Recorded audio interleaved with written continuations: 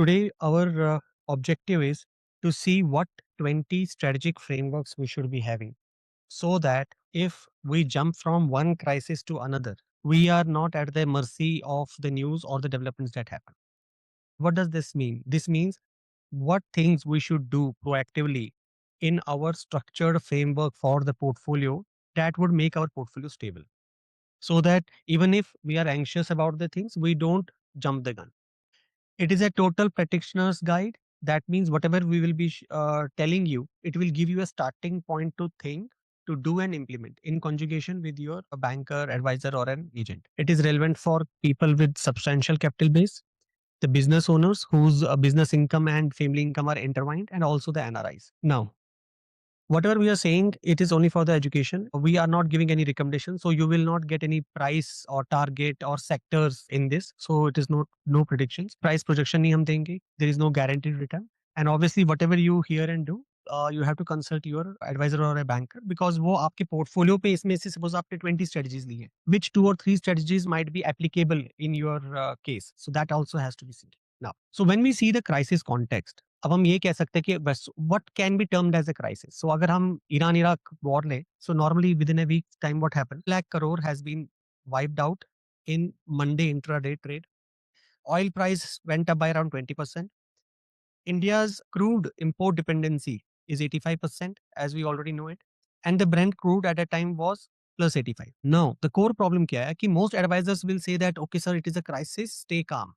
आप नॉर्मली क्या होता है कि either investor will be selling of his positions या तो वो शांत बैठा रहेगा, ठीक है क्राइसिस बीतने तो फिर मैं देखूंगा मुझे क्या करना है. In both the cases it is futile because what is it that is necessary but it is totally insufficient because what you need is a structured framework and not a single piece of advice. So आप तो काम रह सकते हो अगर हम पिछले 60 साल देखें बट हमें ये देखना है कि अगर क्राइसिस आए how we can take benefit of it in terms of protecting our capital and also able to make some money off. So what we are providing you is 20 interlocking strategies. This presentation is divided into 5 sections. Portfolio architecture. So first 4 strategies will be how you should structure your portfolio. 5 to 8 will be dependent upon how that money should be deployed. 9 to 13 would be risk management and hedging. And then we are talking about in tax, income and protection. And lastly, for NRIs and business owners, if there are any caveats or any other things that they need to look. So first thing that we are looking at is portfolio architecture and foundation. Because if our framework is not right, if your money is not right, then obviously आप कहीं भी पैसा डालो, you will be losing money. So इसमें एक strategy होती है जिसको कहा जाता है core satellite approach.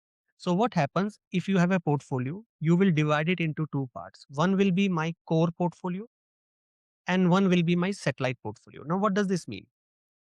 Core portfolio means it will be having 70 to 80% allocation. Suppose आपका 1 करोड़ है तो 70 से 80 लाख core में होगा और 20 से 30 लाख आपका satellite में होगा. Now the point is core portfolio के अंदर आप किस टाइप की इन्वेस्टमेंट रख सकते. It could be your diversified equity allocation like multi cap funds, flexi cap funds, stocks, long term compounders कि भाई ये तो मेरे को 5 साल से पहले निकालना नहीं है चाहे मार्केट साइकिल कुछ भी हो. SIPs which we are continuing.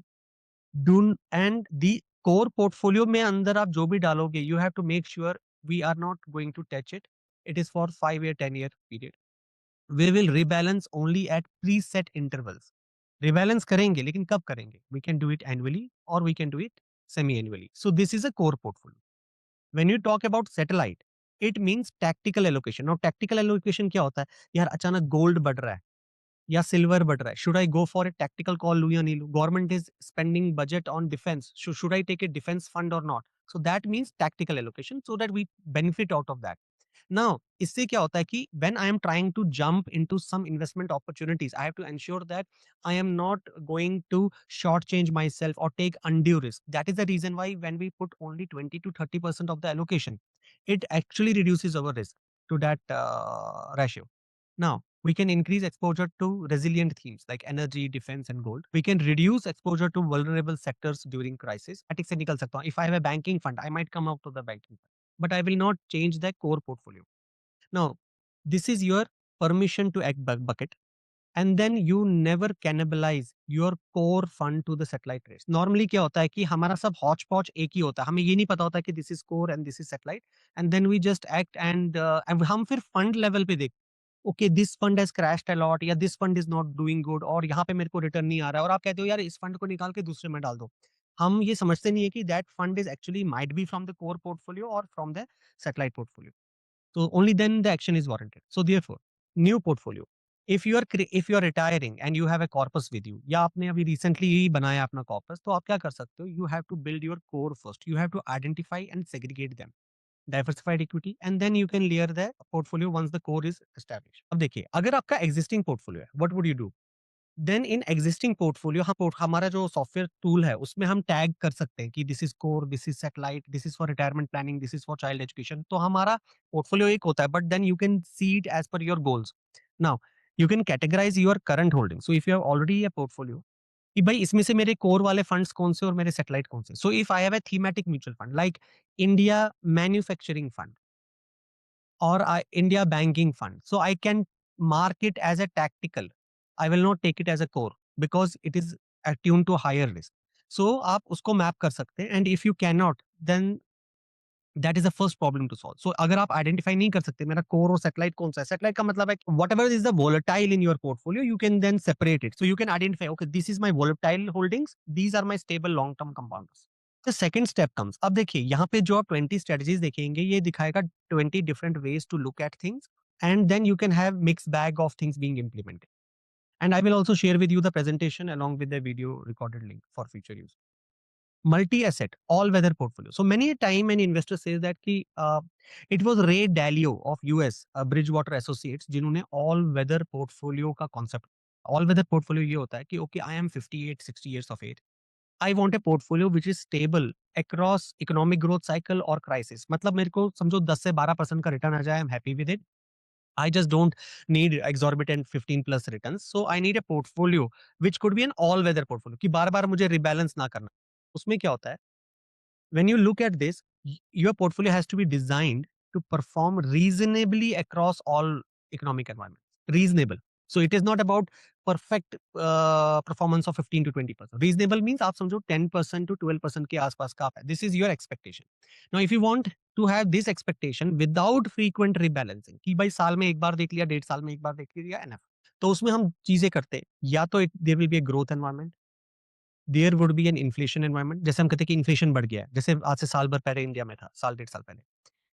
There could be a recessionary environment and there could be a geopolitical environment. यही 4 कंडीशंस हो सकते हैं। सो अगर हम कहते हैं कि environment if it is growing, so हम क्या करेंगे, इक्विटीज में 30% हम, ओके, हमारा कॉर्पोरेट बॉन्ड्स है, हमारा ग्रोथ ओरिएंटेड म्यूचुअल फंड्स है। Now when you are having a growth environment, corporate bonds perform well, growth oriented mutual funds and equities obviously perform well because आपका रेपो रेट कम होता है, आपके quarterly results अच्छे होते हैं, क्वाइट लॉजिकल। लेकिन अगर आप कहते हो इन्फ्लेशन है मार्केट में, या जैसे अब ऑयल क्राइसिस हुए, so we can see next 2 months oil crisis का प्रॉब्लम ये होता है कि when oil crisis starts, inflationary impact जो हमारे जीडीपी पे, हमारे यहाँ पे आरबीआई रेट्स पे आता है। आप ये पकड़ो कि around 20% of the impact will be on the GDP in terms of oil crisis. अगर वो होता है, तो ट्रांसमिशन सिर्फ पेट्रोल डीजल में, सब्जी-वब्जी अगर वो चीज़ें होती हैं, तो हम क्या देखेंगे कि इन्फ्लेशन बढ़ रहा है। तो आरबीआई जो रेट ऑफ इंटरेस्ट कम करने की ट्रैजेक्टरी पे थी, she it might not do it, it might hold it for longer period. So therefore हम देख सकते हैं कि इन्फ्लेशन बढ़ सकता है। अगर इन्फ्लेशन बढ़ेगा, तो उसमें कौन से एसेट ज़्यादा परफॉर्म करते हैं? One is your gold and commodity. जैसे आपका कमोडिटी म्यूचुअल फंड आता है, मेटल्स म्यूचुअल फंड आता है, ईटीएफ्स जिसको हम कहते हैं कमोडिटी म्यूचुअल फंड, और to a certain extent metal ETFs. ठीक है, गोल्ड का तो हमें पता ही है। दूसरा होता है इन्फ्लेशन लिंक्ड बॉन्ड्स अगर हैं, रियल एस्टेट, रीट्स नॉर्मली होता है। अब ये रियल एस्टेट और रीट्स की बात क्यों कर रहे हैं कि अगर इन्फ्लेशन है, सो आप क्या चाहोगे? आप ये चाहोगे कि भाई मुझे इंटरेस्ट और इंटरेस्ट रेगुलर आए। अगर इन्फ्लेशन ज़्यादा है, तो मैं ये एक्सपेक्ट कर रहा हूँ कि भाई इक्विटी मुझे ज़्यादा रिटर्न नहीं देगा। तो रीट्स क्या करता है, real estate investment trust, from 16th of Jan approximately in January 2026 it has been categorised as equity. पहले ये डेट था, तो आपके टैक्स के साथ it used to be clubbed the income, but now अब इसकी इक्विटी की टैक्सेशन है। नाउ इसका जो डिविडेंड यील्ड होता है एनुअल, वो ये पकड़ लो आप 6% टू 7.5% के आस, या 5.4% टू 7.5% के आसपास आता है, अपार्ट फ्रॉम कैपिटल एप्रिसिएशन छोड़िए, बट ये आपको rental in the form of dividends देता है। Suppose tomorrow you say I want to put my property, I want to buy a property on a rental. अगर आप रेंट लोगे तो आपको 3% ज्यादा से ज्यादा रेंट आएगा या 4% ज्यादा से ज्यादा रेंट आएगा। तो फिर आप प्रॉपर्टी टैक्स दो, प्रॉपर्टी इंश्योरेंस दो, रजिस्ट्रेशन कॉस्ट दो एंड ऑल दोस थिंग्स। रीट्स में वैसा नहीं होता। रीट्स में 2 लाख के ऊपर आप कोई भी चीज़ इन्वेस्ट कर सकते हो, व्हाटएवर यू इन्वेस्टेड, यील्ड हो पे आउट आपको डिविडेंड में मिलता है, वो 5 से 7% के बीच में होता है। नाउ रीट्स के अंदर आप अगर आप डिफरेंट प्लेयर्स देख, एक होता है माइंडस्पेस, एक होता है आपका एम्बेसी रीट्स, ये है ऑफिस वाले, और एक है नेक्सस, मॉल मॉल वाला रीट्स। सो इसमें क्या होता है कि 80 टू 90% जो इनकी बिल्डिंग्स होती हैं, they are already rented out. They are already rented out. तो सेबी ये कहती है कि if the property is already rented out by 80 to 90%, yeah, 70 to 80% is rented out. So whatever the rent they collect, they have to mandatory pay out around 80 to 90% of that collected rent in the form of dividends to the holders. So that is the reason why जो लोग retired होते हैं और वो कहते हैं कि हमें एक इनकम स्ट्रीम चाहिए। एफडीज भी हैं, बट एफडीज उतने लंबे ड्यूरेशन के लिए टैक्सेशन होता है, 10 चीजें होती हैं, but they also want growth and long term horizon, तो REITs is one option. So therefore when you go for inflation, these are the things you will look at. Now, if for example, God forbid, there is a recession coming along, तो आप क्या करोगे? We will put in government bonds because हम government bonds डालेंगे, और government bonds में क्या होगा कि जब आपका गवर्नमेंट आपका रेपो रेट इंक्रीज करती है, जब रेपो रेट इंक्रीज करती है, तो आपका जो बॉन्ड्स है, वहां पे आपका फर्क आ जाता है। Recessionary environment may you have to look forward to what is the actual amount I am getting in my hand. So you will keep liquids in hand so that you can take tactical positions. You will put into defensive things like you will put into pharma or FMCG, और उससे भी better होता है health care funds. Now please note that health care fund is totally different from pharma. Why? Health care में आपके hospitals भी आते हैं। Now many people don't know it and it will be A news for you. जितने भी pension funds हैं, जितने भी हॉस्पिटल्स इंडिया में हैं, दिल्ली में अगर मैं कहूँ बीएलके हॉस्पिटल हो गया, मोदी हॉस्पिटल हो गया, मेडांता हो गया, जितने भी बड़े-बड़े सिवाय 1-2 के, if I am not wrong, Apollo, maximum hospitals are owned by private equity firms based out of Singapore, US, UK, and they are and majority share holding is of pension funds. अब आप खुद सोचिए, Singapore और US के pension funds own करते हैं Indian banks up to the tune of 60 to 75%। तो इसका मतलब है हॉस्पिटल से जो इनकम आती है वो उससे अपने पेंशन का पैसा यूएस में देते हैं यहाँ के लोग। सो कहने, अगर हम जस्ट मोटे-मोटे तौर पे if we analyse this, why we are not having a healthcare fund allocation in our case, because this is one of the segment, even if there is a recession, segment can grow, pharma and these are all need based। FMCG तो आप ये पकड़ लो 3.5% का yield in the growth environment देता है। Falling recessionary में फिर भी आपको 4 से 8% का रिटर्न देगा, उल्टा ज्यादा ही देगा। जियोपॉलिटिकल हो, जैसे आजकल ईरान क्राइसिस है, ऑब्वियसली गोल्ड, इंटरनेशनल डाइवर्सिफिकेशन, जैसे ये चीज हुई थी, हमने देखा था यूएस डॉलर एप्रिशिएट किया था, तो ओके कि we are in India, how can we do, और how can we have a dollar denominated asset? So within mutual funds, within Indian mutual funds, you have fund of funds called as NASDAQ, ETF, Exchange Traded Fund। आप ये ICICI के through भी है, Franklin Templeton की है, Mirae asset का भी है। So you have Hang Seng हो गया आपका चाइना का ईटीएफ। सो कहने की बात ये है कि आयरॉनिकली इंडिया में हम बच्चों को पढ़ने के लिए यूएस भेजते हैं। So we are seeing that in last 15 years, 44 US dollars होता था, हम 44 रुपीस होता था 1 US dollar, that has now come up to 95। So that means there has been nearly plus 100% increase। यहाँ हम कॉस्ट ऑफ एजुकेशन बढ़ा ही नहीं रहे, मैं तो सिर्फ कह रहा हूँ डॉलर। एजुकेशन का अपना इन्फ्लेशन हो सकता है 5%, 10% जो बाहर का है। So the point I am referring is while we are sending our kids outside, our expenses are outside, हम ग्लोबल ट्रैवल करते हैं, लेकिन हम अगर ग्लोबल ट्रैवल करते हैं साल में एक बार, और मैं कहता हूँ मेरा 8 से 10 लाख रुपया खर्चा आ रहा है, but we don't have a global ETF to fund that. So the point I am saying is those people who are also retired और जिनके बच्चे अभी सेविंग्स कर रहे हैं, so they should have one allocation to international. Now, the one of the most important insights is we will never have a best performing portfolio in any single environment. कहने का मतलब है कि say suppose today your portfolio might be earning 18% for example and you are happy, but अचानक because your portfolio तो अभी structured है, आ रहा है, now we automatically because oil crisis हो गए we entered into inflationary environment, now our return has come down to 15%, now we will be paranoid, यार ये रिटर्न कम हो गया।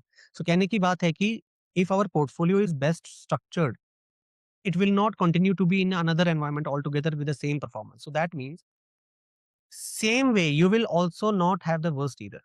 हैं, जब भी आप इन्वेस्टमेंट अपने पोर्टफोलियो को देख, हमेशा एक चीज का ध्यान रखिए, यहाँ से हम इन्वेस्ट कर रहे हैं, ये ऐसे आया, ये आया। अब देखिए जो ये वाला पार्ट है, this is called as time, this is called as your returns और परसेंटेज रिटर्न्स और डॉलर रिटर्न्स। यहाँ पे रिटर्न कर सकते हैं, नीचे आया है, लेकिन यहाँ पे फिर it goes like this. So the point is you have to be into the entire cycle of investment.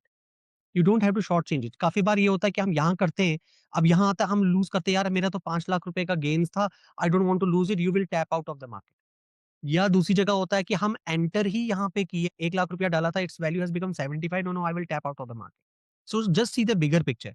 If we have categorized our holdings in different buckets like core portfolio and the tactical portfolio, these things are taken care of. Now, strategy number 3 is we have to reduce our cyclical concentration. Now, काफी बार आप देखते हो कि रजत, in my portfolio, I am seeing some mutual funds are really doing very bad. I don't understand कि कोई fund मेरे को तो 18% रिटर्न दे रहा है, वहीं दूसरा मुझे 7.5% रिटर्न दे रहा है, जबकि दोनों के दोनों इक्विटी है, equity oriented, stock oriented. I don't understand what to do. पहली बात, we have to see that high cyclical exposure और हाई क्राइसिस डैमेज तो नहीं है। मतलब जहां साइक्लिकल एक्सपोजर होगा वहां क्राइसिस डैमेज होगा। अब आप एक न्यूज देख लीजिएगा कल परसों, you would have seen that कि कल जो मार्केट टूटा मैक्सिमम बैंकिंग या एनबीएफसी की तरह टूटा।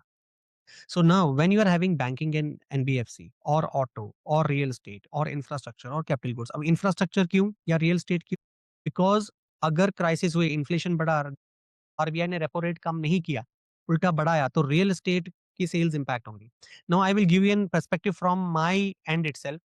सर जून में 2025 में I had taken a home loan because I am a business owner. मुझे जो होम लोन मिला था वो 8.63% पे मिला था, जबकि उस टाइम पे किसी भी आपको या किसी को भी मिलता था 8.2 या 8.3% के 8.23 या 8.25% के आसपास एचडीएफसी में।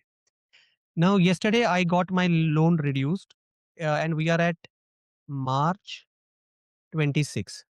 It got reduced to 7.23. Sorry, 7.35%. Now, my total tenure was 240 months.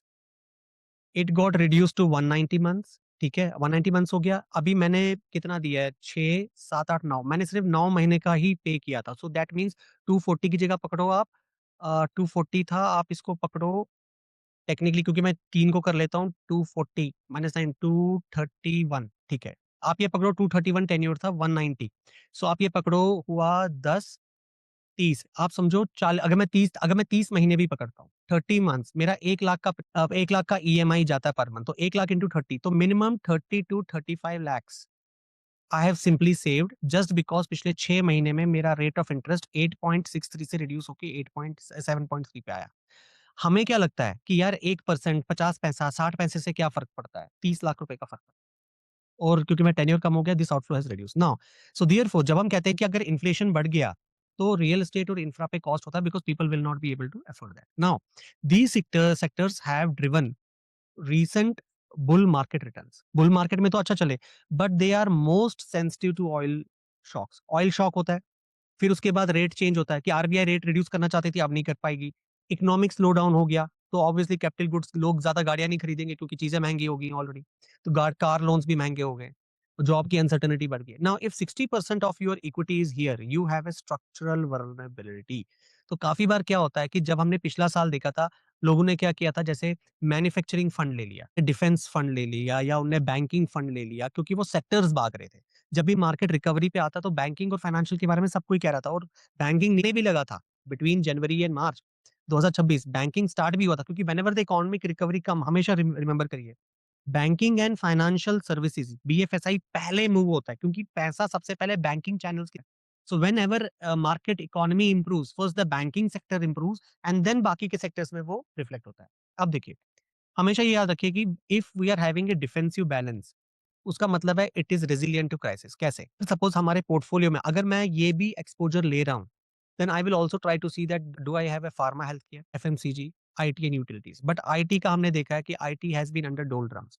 सो अगर आप डिफेंसिव बैलेंस भी करना चाहते हैं कि भाई ठीक है क्राइसिस है तो यूएस डॉलर बढ़ेगा, तो मैं आईटी ले लेता हूँ क्योंकि आईटी कंपनीज़ का सारी बिलिंग तो यूएस डॉलर्स में ही होती है। बट हमें ये देखना है कि यूएस डॉलर में बिलिंग तो होती है, बट आईटी सेक्टर में इटसेल्फ स्ट्रक्चरल वल्नरेबिलिटी है। सो कहने की बात है कि एज़ अ नोवाइस इन्वेस्टर मैं सीधा सेक्टर्स उठा के इन्वेस्ट नहीं कर सकता हूँ। मुझे थोड़ा-सा असेसमेंट ये भी चाहिए कि whether this sector has a headwind और a tailwind. Now these sectors have a pricing power. अब आप कहोगे कि रजत इसमें ये क्यों होता है? Why they are considered as defensive? Because pricing power है। प्राइसिंग पावर का मतलब है अगर आटे का प्राइस कल ₹10 बढ़ गया, मुझे मिनिमम जितना आटा की चपाती बनानी है उतनी ही बनेगी। It is a non discretionary demand. ये कार-वार नहीं है कि कार मैं चलो 6 महीने बाद ले and lower crude input dependency और इसका ऑयल के ऊपर ज़्यादा डिपेंडेंसी। अब देखिए, टारगेट क्या no single sector should be greater than 20 15 to 20% of the equity. हम नॉर्मली क्या क्योंकि पास्ट रिटर्न देख के इन्वेस्ट करते हैं मेनी टाइम्स बिकॉज़ हमें तो एक फोरकास्ट तो चाहिए, तो मैं देखूँगा ना कि भागने वाला घोड़ा कौन-सा है। सो मेनी टाइम्स ये होता है कि पिछले 2 साल 3 साल में वी हैव सीन दैट से से आईटी और से real estate has given 15-20% return, तो मैं उसमें डाल देता हूँ। 30% मैं 30% पोर्टफोलियो डाल देता हूँ उसमें। वहाँ पे हिट आता है। तो आपको ये देखना है किसी भी सेक्टर स्पेसिफिक अगर मैं जा रहा हूँ, सेक्टर स्पेसिफिक जा रहा हूँ, अगर मैं डाइवर्सिफाइड जा रहा हूँ कोई प्रॉब्लम नहीं है। मैं किसी में भी 15 से 20% से ज़्यादा नहीं डालता। कंबाइंड साइक्लिकल्स 50 टू 55% मतलब सारे अगर मैं सपोज़ 5 फंड लेता हूँ, this is 1, this is 2, this is 3, ये 4 हो गया और ये 5 हो गया। सपोज़ 5 फंड्स लिया, ये 50 टू 55% से ज़्यादा पोर्टफोलियो का नहीं होना चाहिए।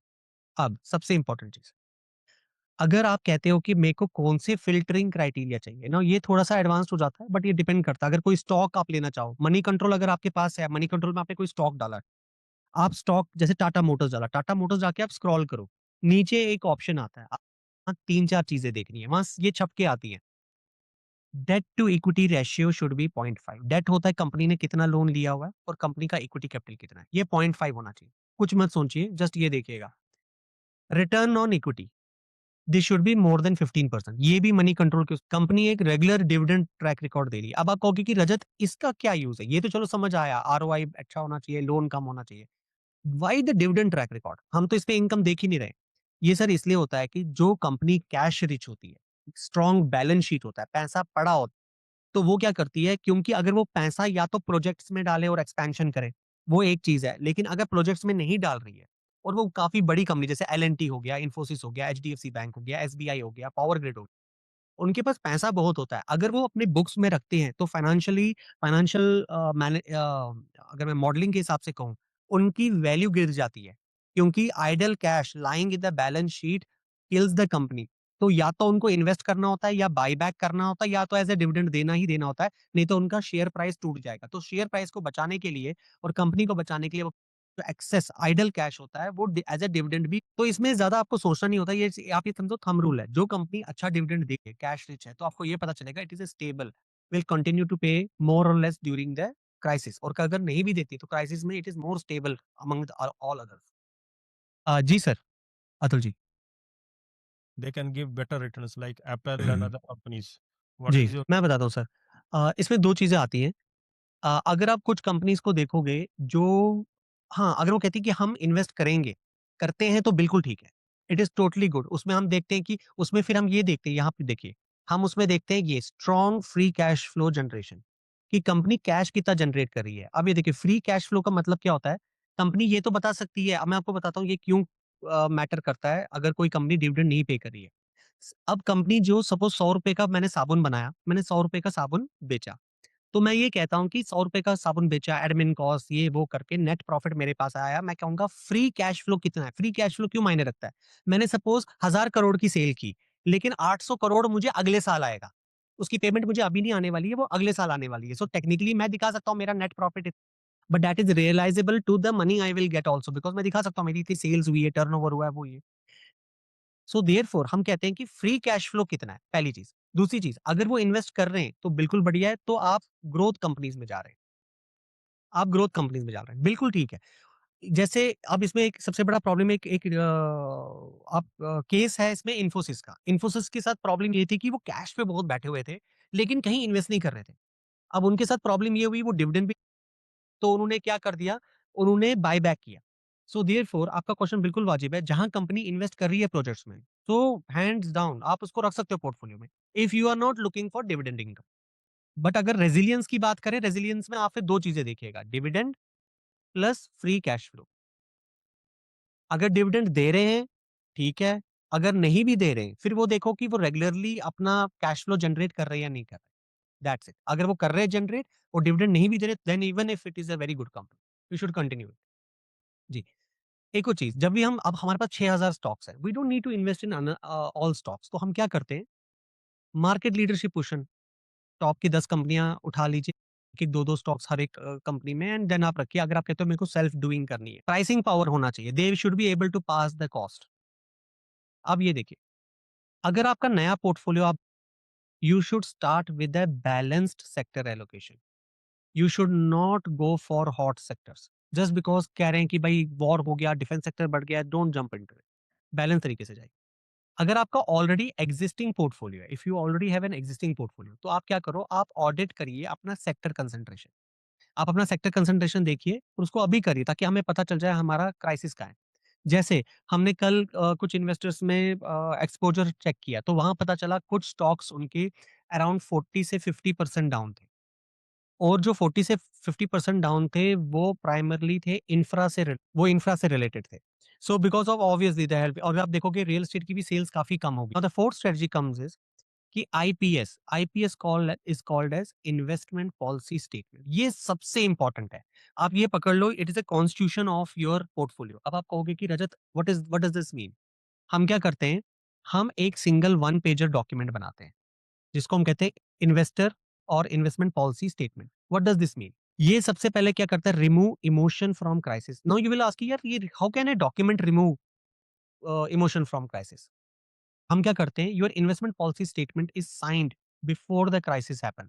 सो whenever we manage a portfolio, क्या करेंगे, हम एक डॉक्यूमेंट बनाएंगे, हम उसमें ये लिखेंगे कि अगर कोई क्राइसिस आता है या कोई भी पोर्टफोलियो हमें मैनेज करना है, हमें किन किन क्वांटिटेटिव पैरामीटर्स पे, तो सपोज अगर मैं कहूंगा कि हाँ रजत, अगर मेरा बीपी इतना बढ़ गया तो मैं ब्लड प्रेशर की दवाई लूंगा, अदरवाइज मैनेजेबल है।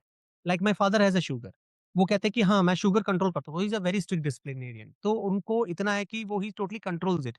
वहीं पे मेरी जब दादी थी, she was not able to control it because she had a very sweet tooth. But having said that, हम जब आईपीएस की बात, ये पैरामीटर्स लिख के होता है। अब आप कहेंगे कैसे? It is your anchor when markets feel like they are falling apart. सबसे पहली बात, टारगेट एसेट एलोकेशन।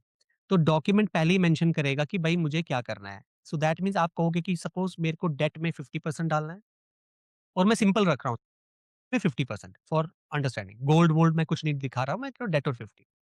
और हम क्या करते हैं, हम उसमें मेंशन करते हैं, अगर मेरा पोर्टफोलियो 5% या 10% इधर से उधर होता है, आई विल डू इट। मतलब सपोज हम कहते हैं मैंने यहाँ पे ₹50 इन्वेस्ट किया था, मैंने यहाँ पे ₹50 इन्वेस्ट किया था। नाउ दिस 50 जो डेट में है, वो हो गया ₹55, क्योंकि डेट है। इक्विटी जो था ये यहाँ हो गया 75।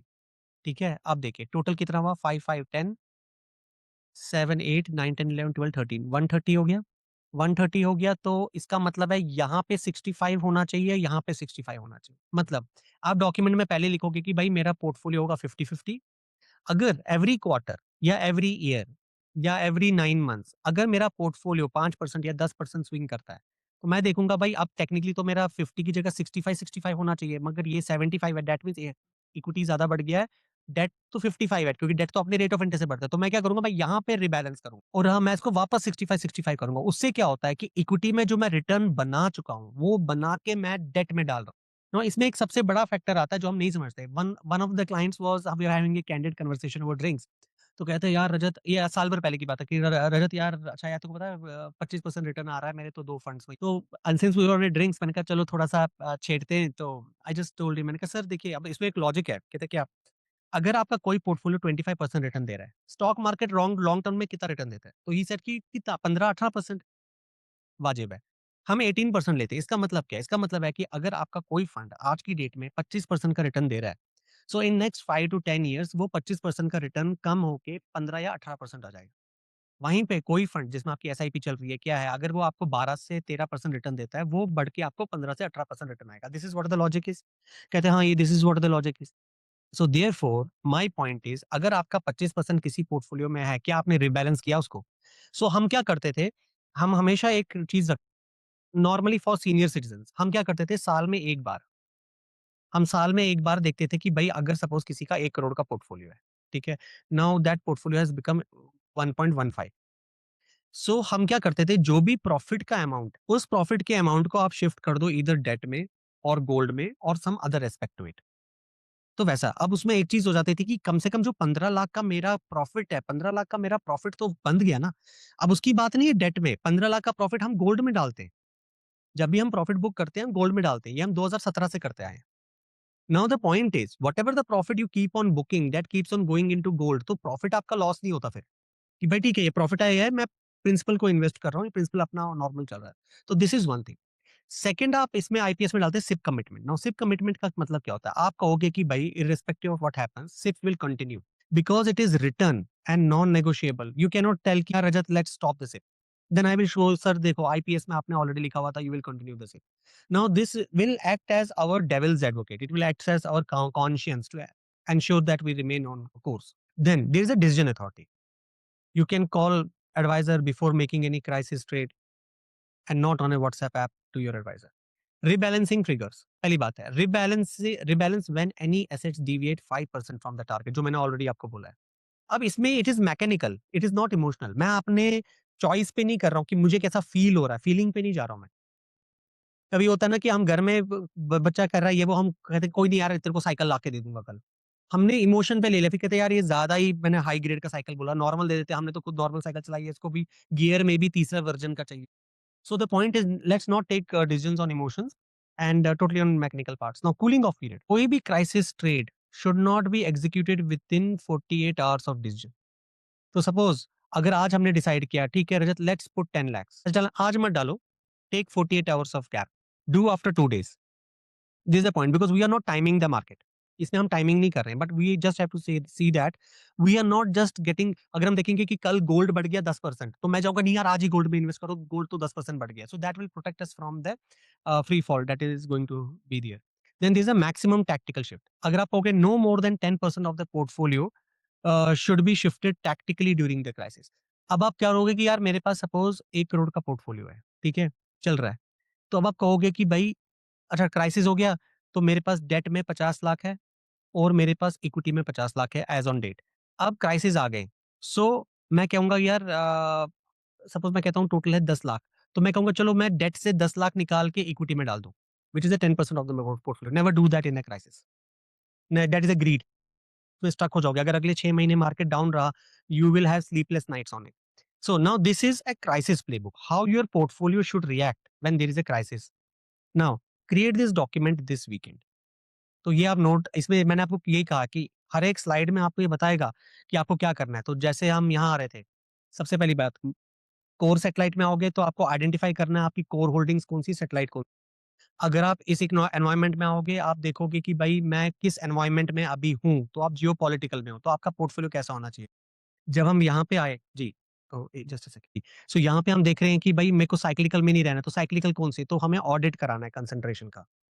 क्राइसिस प्लेबुक में हमने यहाँ देखा कि भाई this weekend what I have to do?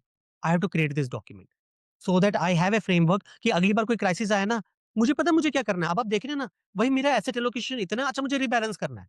तो मैं ये नहीं कहूँगा, हाय मैं क्या करूँ, हाय मैं क्या करूँ? That we don't have to do. It will just give you a clear cut actionable.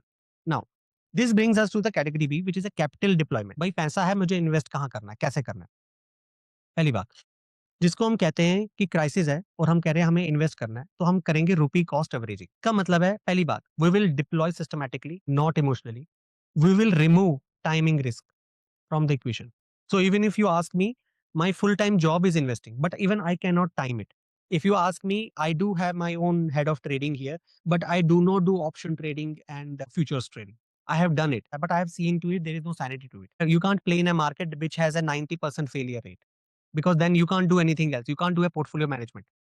Okay. So the point I'm saying is, so therefore I'm talking when I'm referring this, I'm saying there is no point in timing the market. तो आप क्या करोगे?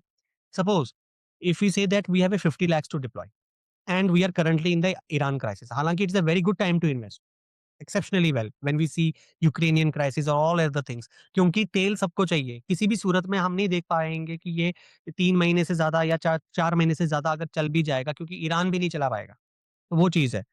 So therefore the point is, अगर हमें deploy करना भी है तो कैसे करें? 5 lakh week 1, 5 lakh week 2, week 3, week 4, week 5। इसमें मैं कहीं नहीं सोच रहा हूँ किस दिन मार्केट कितना टूटा। नाउ अब आप कहोगे कि क्या डे होना चाहिए, क्या अमाउंट होना चाहिए? People can you can choose any day. लोग मंडे के लेते हैं, but many a times you can also take Friday. Monday and Friday can be taken alternatively. Reason being, Friday के बाद क्योंकि हॉलिडे होती है तो मैक्सिमम ब्लैक फ्राइडे हो जाता है। काफ़ी बार मार्केट लोअर पे, काफ़ी बार मंडे होता है, but since you are spreading it already so it doesn't make that much a difference, but you can choose either Monday और फ्राइडे। नाउ रिगार्डलेस, अब ये नहीं आप कह सकते कि okay today market is at 10% plus, I should not invest it, I will do it on Monday. Don't do it. इसको सोचो ही मत कि आज मार्केट -10 पे चल रहा है या +10 पे चल रहा है। Regardless 10 to 12 weekly tranches, it covers likely conflict resolution times. अभी कॉन्फ्लिक्ट है जो हम एक्सपेक्ट कर रहे हैं, उसी के अंदर अंदर ये डिप्लॉय हो जाएगा। पहली बात है, discipline is non negotiable. The entire value of rupee cost averaging comes from not trying to time the series और our entry point. One missed week can undermine the strategy. असली, combine with quality filter. What does this mean? I will not take any stock just because it is cheap. हो सकता है कोई stock 40% down आ गया, मैं कहूँगा यार मैं वो खरीद लेता हूँ, या कोई फंड काफ़ी नीचे आ गया, मैं वो ले लेता हूँ। एक एक एग्ज़ाम्पल देता हूँ मैं इसको, and you will also understand it. Aditya Birla Sun Life का है डिजिटल इंडिया फंड।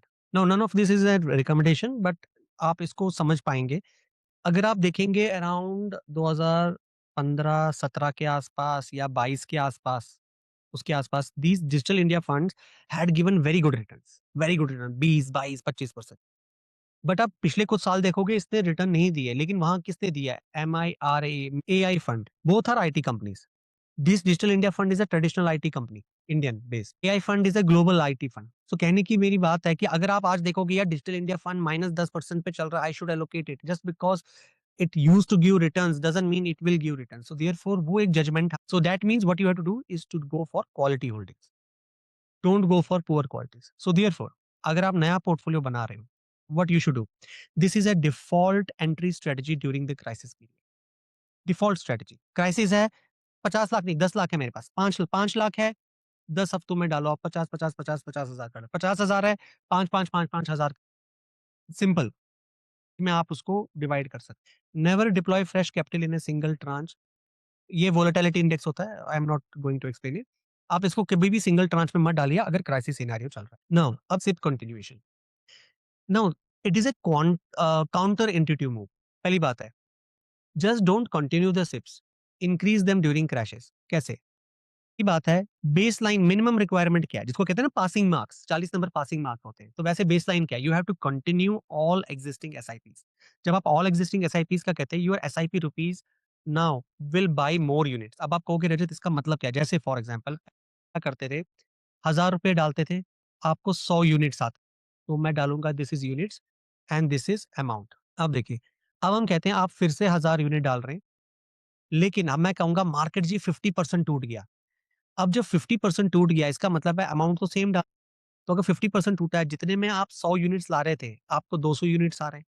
अगर मैं मार्केट वैल्यू की बात करूँ, मार्केट वैल्यू आपकी यहाँ लॉस में ही होगी, लेकिन जब मार्केट वापस ऊपर आएगा, तो जो ये 100 यूनिट्स आपको एक्स्ट्रा आए हैं, so therefore for every 50% fall in the market, you are getting 100% more units. एक एक जस्ट रफ एस्टिमेट के हिसाब से बता रहा हूँ मैं। So when the market goes up, you will get returns back on multitudes in multitudes. So therefore, even if the market returns to the mean, you will get the better return. So if you pause an SIP, you are missing the exact opportunity SIPs are designed. Second चीज, अब ये तो base line है, ये तो करना ही करना है, पासिंग मार्क्स है। स्टेप अप, जहां आप कहते हो कि no I want to have destiny in my own hands, so you can increase SIP by 25 to 50% during correction. मतलब if Nifty falls by 10%, increase your amount for 3 to 6 month, सिर्फ 3 या 6 महीने, ये नहीं कि जिंदगी भर के लिए बढ़ा दें, सिर्फ उस क्राइसिस के दौरान, and revert when the markets recover. This is systematic and not speculative. Speculative ये होता है कि भाई एडॉक उठाया, मेरे पास 5 लाख है, उठा के डाल दो, एक ही शॉट में डालो, that is speculative. Now the third part is crisis. Crisis SIP क्या, आप क्या करोगे, इसको छोड़ो, मैं एक एडिशनल वीकली एसआईपी कर लूँगा 12 हफ्ते के लिए। तो आप क्या करते हो, एक नई एसआईपी शुरू करोगे which is called as a tactical SIP to diversified equity. कोई सेक्टर नहीं, कुछ नहीं। जैसे एचडीएफसी टॉप 200 फंड हो गया, कोई भी फ्रंटलाइन इक्विटी, कोई भी diversified equity fund. Now think of it as your crisis deployment vehicle. हाँ, so what does the math look like? अगर मैं 1 लाख की, for example ease of calculation, 1 lakh की मंथली एसआईपी कर रहा हूँ 3 साल के लिए, तो 36 लाख डिप्लॉय किया। अगर मैं 3 महीने भी पौ एट 15% करेक्शन, मार्केट 15% कम हुआ, मार्केट गिरा है 15%, ठीक है? और मैंने 3 महीने के लिए एसआईपी रोक ली कि भाई 3 महीने बाद स्टार्ट कर लूँगा। So you are missing 3 lakhs at a discounted price. Now those 3 lakh at lower NAVs contribute disproportionately to the long term wealth, जो मैंने यहाँ पे बात की। अब इसी का एक बात होता है जिसको हम कहते हैं इंटेलिजेंट कज़न एसआईपी, जो मैंने पिछले पॉइंट में कहा था, इसी को आप कहोगे कि अगर हमें एसआईपी करना है, उसको हम इंटेलिजेंटली कैसे कर सकते हैं? पहली बात, आप क्या कहते हो, एसआईपी हो रही है, I will invest more when the market fall. तो आप कहोगे कि रजत, ये इंप्लीमेंट कैसे होता है? How we do it? पहली बात, मंथ 1, मंथ 2, मंथ 3, ठीक है? मैं ये कह रहा हूँ, मैं नॉर्मल केस में 5 लाख इन्वेस्ट करता हूँ, एज़ एन एग्ज़ाम्पल, ठीक है? मार्केट न्यूट्रल है, जैसा चल रहा है वैसा चल रहा है। Now if the market has gone down by 10%, market 10% गिरा, तो मैंने क्या किया? 5 लाख का 10% कितना होता है? 50,000। मैंने प्लस 50,000 से अपनी अमाउंट, इन्वेस्टमेंट अमाउंट बढ़ा दिया। सो अब जहाँ मैं 5 लाख डालता था, मैं साढ़े 5 लाख डालूँगा। सिमिलरली, अब मार्केट अप हो गया, मतलब मार्केट महँगा हो गया, जितना मैं एक्सपेक्ट कर रहा था, उससे रिटर्न से ज़्यादा हो गया, तो मैं रिड्यूस कर लूँगा।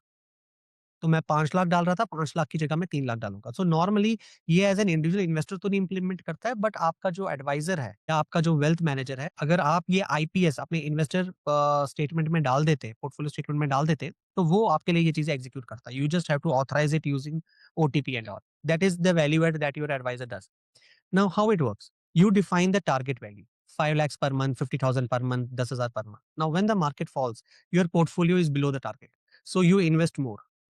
When the market rise, portfolio is obviously above the target क्योंकि market तो बढ़ रहा है. So you will invest less. In rising market, you will invest less. In the falling market, you will invest more. So result is your average cost is systematically lower than the fixed cost. अब आप कहोगे रजत, ये कैसे normally act करता है? Sir, ये normally ऐसे act करता है, एसआईपीज़ नॉर्मली फॉलिंग मार्केट में अच्छे होते हैं। अब सपोज़ ये मार्केट है और मैं एसआईपी कर रहा हूँ, मैं यहाँ खरीद रहा हूँ, यहाँ खरीद रहा हूँ, यहाँ खरीद रहा हूँ, और मेरा जैसे-जैसे ऊपर जा रहा है, मेरी कॉस्ट बढ़ रही है। तो जहाँ ये ₹10 था और यहाँ पे आज ये ₹70 है, तो मेरी यहाँ से आते-आते ₹65 की कॉस्टिंग हो जाती है।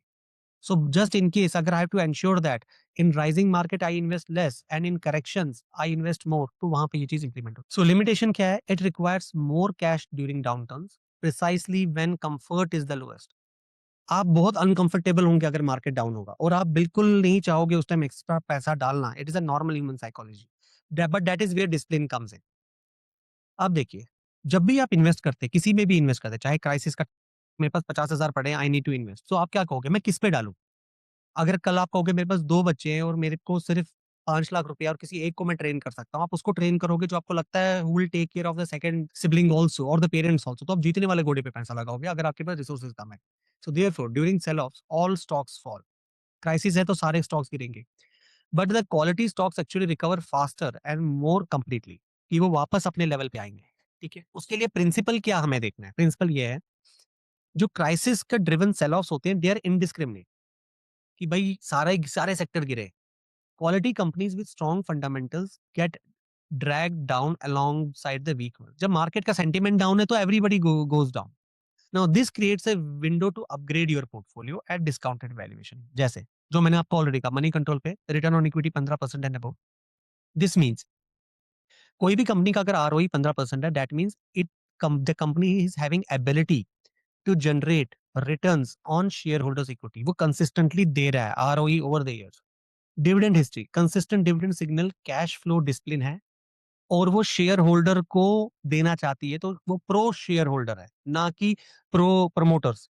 Pricing power, they can pass through the input cost, जैसे आटा चावल दाल बनाने की आईटीसी कंपनी टाइप या HUL company type. But ITC itself today is at not today, a week back was at the same price it was trading 4 years back. So now you have debt to equity, we are looking at 0.5. Now lower leverage means, मतलब पूरा कम loan है इनका। सो इसका मतलब इस financial distress से बहुत दूर है। मार्केट लीडरशिप होना चाहिए, फ्री कैश फ्लो, जो मैं ऑलरेडी आपको बोल चुका हूँ कि कैश जनरेशन है, growth without reliance on external, मतलब वो लोन कम ले रही है और फ्री कैश फ्लो अपने ऑपरेशनल कैपिटल से ले रही है। मतलब जितनी आटे की बोरियाँ बनाई और जितनी आटे की बोरियाँ बेची, बेच के जो पैसा मिला उससे मेरा फ्री कैश फ्लो आ रहा है। Operating cash flow and free cash flow net. So therefore action, पहली बात, don't confuse cheap with quality on sale. Just because कोई शेयर सस्ता है मत समझिए वो क्वालिटी का है। Replace lower quality satellite holdings, जो हम सैटेलाइट कह रहे थे। पहली strategy, lower quality satellite holdings को आप हायर क्वालिटी पोजीशन से क्राइसिस में ही रिप्लेस कर सकते हैं। जब कोविड आया था, the Covid was the best thing that happened, because जो कंपनियाँ, जो बिज़नेसेस वीकर थे, नहीं सस्टेन कर रहे थे, झोल-झपाटा कर रहे थे, they were all wiped out. Only the stronger players sustained. Now use this quality criteria above as a filter and not the tips. Now यहाँ पे आ जाते हैं। Now this brings us to the very important point which is called as risk management and hedging. पहली बात है कि हमने इन्वेस्ट कर दिया, हमने सिलेक्शन भी कर दिया, हमने डिप्लॉयमेंट भी कर दिया। अब डिप्लॉयमेंट भी हो गया, but then you also have to manage the risk, क्योंकि जो पैसा लगा हुआ है वो तो रिस्क को एक्सपोज़ है ना, क्राइसिस को। Protecting the portfolio value through structural safeguards. So how would you do that? Target asset allocation rebalancing. अब देखिए, जो भी ये चीज़ें इम्प्लीमेंट होती हैं, your wealth manager is not working for you, he is working with you. So therefore the point is this is a journey that both you and your manager has to do alongside you. It should have a mechanical discipline which should force you to buy low and sell high automatically, not at whims and fancies. So therefore, step number 1, document. Write down your target allocation, जो मैंने बताया था कि हमें equity में कितना डालना है, debt, gold and cash. After that calculate, after the crisis, what is your current allocation की बात कर रहा हूँ। What is your current allocation? Equity कितना नीचे गया या इक्विटी कितना ऊपर आया, गोल्ड कहाँ तक गया। Third step, identify the drift. Drift means slippages. Suppose हम कहते हैं कि मेरा इक्विटी 60% था, but now it is underweight at 52%। ठीक है। सिमिलरली जो गोल्ड में सोच रहा था, I have to keep 10%, now it is 14%। ठीक है। Just because there has been a drift, it is your signal. So आपको ये मैनेजर को नहीं करना, यार अच्छा पोर्टफोलियो तो ये है, मैं क्या करूं। So therefore now you already know, हमारे को ये एलोकेशन लेके चलना है। That is the reason why I will be having say 10 to 12% sustained returns. Now crisis is over. My portfolio allocation has changed because the market values have changed. Since they have changed, it is a signal to me. भाई वापस इसको इसी ratio में ले आओ। Okay. Now we can curate it. भाई gold हम sustainably देख सकते हैं आज आगे ग्रो करने के लिए, तो हम ठीक है, हम रख सकते हैं कि गोल्ड में 20% तक खींचूंगा या प्रेशियस मेटल में 20% खींचूंगा, जिसमें 5% फॉर एग्जाम्पल से सिल्वर होगा, 15% मैं gold. So that is customise. But whatever it is, you have to document it, और कभी भी क्राइसिस बीत जाए उसके बाद रिविजिट कि भाई मैं कहा हूं, and then do the rebalancing. Next, execute. You have to trim the overweight and buy the underweight. That means gold ज्यादा हो गया तो गोल्ड बेच के मैं इक्विटी बाय करूंगा। This is what step 4 means. Set the trigger. So any class that drifts 5% or 10% from the target, it requires a mandatory review. So काफ़ी बार होता है कि ओके यार पोर्टफोलियो नीचे आया, ऊपर आया, मैनेजर ने मेरे को भेज दिया कि okay sir please stay calm, don't act and all. ठीक किया, but then what to do? And even if I have to review, should I review it? So how would I determine the mandatory review is necessitated on my portfolio? अगर आपका यहाँ पे deviation हुई है, blood pressure मेरा 120 या किसके पार हो गया है, मेरा फीवर 101 के ऊपर है, तो मुझे पट्टियां करनी पड़ेगी। वो नंबर क्या है? वो नंबर ये सिग्नल है। Now you have your signal, कहते हैं ना डिफेंस में, आर्मी में आपके सिग्नल टीम ने सिग्नल पास कर दिया है। So now it is a mandatory review, so it is not discretionary. So therefore, the key insight. This may be a single most impactful strategy for portfolio. ये single most है. So that means returns are not lost or made just because the product is good. It is only because of oversight. हम कितना monitor कर रहे हैं, that is. ये वही चीज होगी कि हमने बॉर्डर से अगर बीएसएफ को हटा लो तो कोई भी घुस जाएगा अंदर। So why the BSF is patrolling? Just to keep an eye कि इन्फिल्ट्रेशन है या नहीं है। So we have to keep an eye on our portfolio. This is what it says. Now the most HNI portfolios are sitting on allocation drift, they haven't addressed. So now this crisis में हमें एक चीज होगा कि you will also be able to remove the weaklings from the portfolio. सबसे बड़ी बात अब आ जाती है gold as a strategic portfolio hedge. ठीक है। अब इसमें भी बहुत ब्यूटी है कि जब हम गोल्ड में इन्वेस्ट करते हैं अब देखिए क्या होता है जब आप गोल्ड में इन्वेस्ट करते हो, there are two things, one is your gold. पहले आपको ये समझना है कि गोल्ड का प्राइस किस पे डिपेंड करता है। ग्लोबली गोल्ड का प्राइस का हम कहते हैं ग्लोबल स्पॉट प्राइस, ये यूएस डॉलर्स में देखा जाता है, ठीक है। इंडिया में जो आप करते हैं वो रुपी में हो, ठीक है। लेकिन जब आप इंडिया में रुपी में इन्वेस्ट करते हैं गोल्ड में, काफी बार आप देखोगे कि भाई ग्लोबल प्राइसेस स्ट्रेंथन हुए या गोल्ड के प्राइसेस तो बढ़ रहे थे, लेकिन इंडिया में मेरा गोल्ड फंड कम रिटर्न दे रहा है और my values have come down. Why it is so? Many a times it happens कि जब आप गोल्ड की एनएवीज डिटरमाइन होती है इंडिया में या वैल्यू ये होती है, उसमें आपके taxes, port duty, US INR conversion वो सारा लगता है। इसका मतलब है कि कल को अगर आपका यूएस डॉलर अचानक स्ट्रेंथन हो गया, आप देखोगे इंडिया में आपके गोल्ड के प्राइसेस कम हो गए, बिकॉज़ अगर आप गोल्ड नॉर्मली देखोगे इज़ लार्जली इम्पोर्टेड। अगर गोल्ड इम्पोर्ट किया जाता है फंड हाउसेस के ज़रिए या किसी के भी ज़रिए, तो वो यूएस डॉलर डिनोमिनेटेड और यूएस डॉलर अगर स्ट्रॉन्ग हो रहा है, रुपी वीक हो रहा है, तो वो कम हो रहा है। इसके ऊपर मैं अलग से एक वेबिनार कर रहा हूँ। We have already made a content on it कि गोल्ड इन्वेस्टिंग में भी हम कैसे we are not able to make better returns at times because US dollar strong हो। तो हमें ये भी समझना होता है कि गोल्ड में इन्वेस्ट कैसे करना है और गोल्ड के रिटर्न्स की कंपटीशन कैसे होती है। So it is just as simple. दूसरी बात, हमने देखा था लास्ट 1 क्योंकि हम गोल्ड की बात कर रहे हैं, मैं प्रेशियस मेटल लूँगा सिल्वर का, ठीक है? सिल्वर ने नियरली 200-300% क्या रिटर्न्स दिए हैं over the past 1 year and by before that 15 years it was not growing. But अगर मैं पिछले हफ्ते की बात, डेढ़ हफ्ते की बात करूँ, let me share a graph with you. आप ये देखिए, जो ये कैंडल डायग्राम है, दिस इज़ गोल्ड। आ जाता है गोल्ड अगेंस्ट यूएस डॉलर, ठीक है ना? दूसरा है सिल्वर। यहाँ पे अगर आप देखते हैं हमारे पास जो डेट आ रही है, this is 28th of Jain. 28th of Jain पकड़िए और आप पकड़िए 6th of March. The silver has gone down around 24%, the gold is up by around 3%। अब जो सिल्वर इतना ज़्यादा था और अगर हम प्रेशियस मेटल की बात कर रहे हैं, ये यहाँ पे नीचे था। अगर आप इसको इसी को स्क्वीज़ इन करिए, आप देखिए it has fallen from here. तो अगर मैं यहाँ से सिल्वर की बात, तो यहाँ पे देखिए, it had gone up to around 73% और 73% से इसने 50% का अपना रिटर्न खो दिया। ये देखिए, ये यहाँ से ऊपर नीचे आया and this is the volatility we are looking at. But अगर आप इसको देखोगे कि भाई 2 जून 2025 से अभी तक का क्या रिटर्न है, आपको लगेगा यार सिल्वर ने बड़ा अच्छा रिटर्न दिया है। But now we are entering at this point in time. अगर आप यहाँ पे गए हो 180%, यहाँ है 150%, तो 30% का फॉल यहीं पे हो गया। The point is whether you will be able to accept this risk और not. So the point is not the silver has gone up. The point is whether you have made money on that trade or not. So therefore, just because a any precious metal or any investment has gone up, whether you will be able to make money because of the point when you have entered into the market is the thing that you need to consider. Therefore, पहली बात gold को structurally अगर देखा जाए it is not an investment for returns, it is technically an insurance against livelihood of the event. अब आप कहोगे कि यार इसका मतलब क्या होता है कि भाई मार्केट नीचे गया तो गोल्ड मुझे बचा लेगा। अब मैं आपको इसमें एक और एलिमेंट बताता हूँ।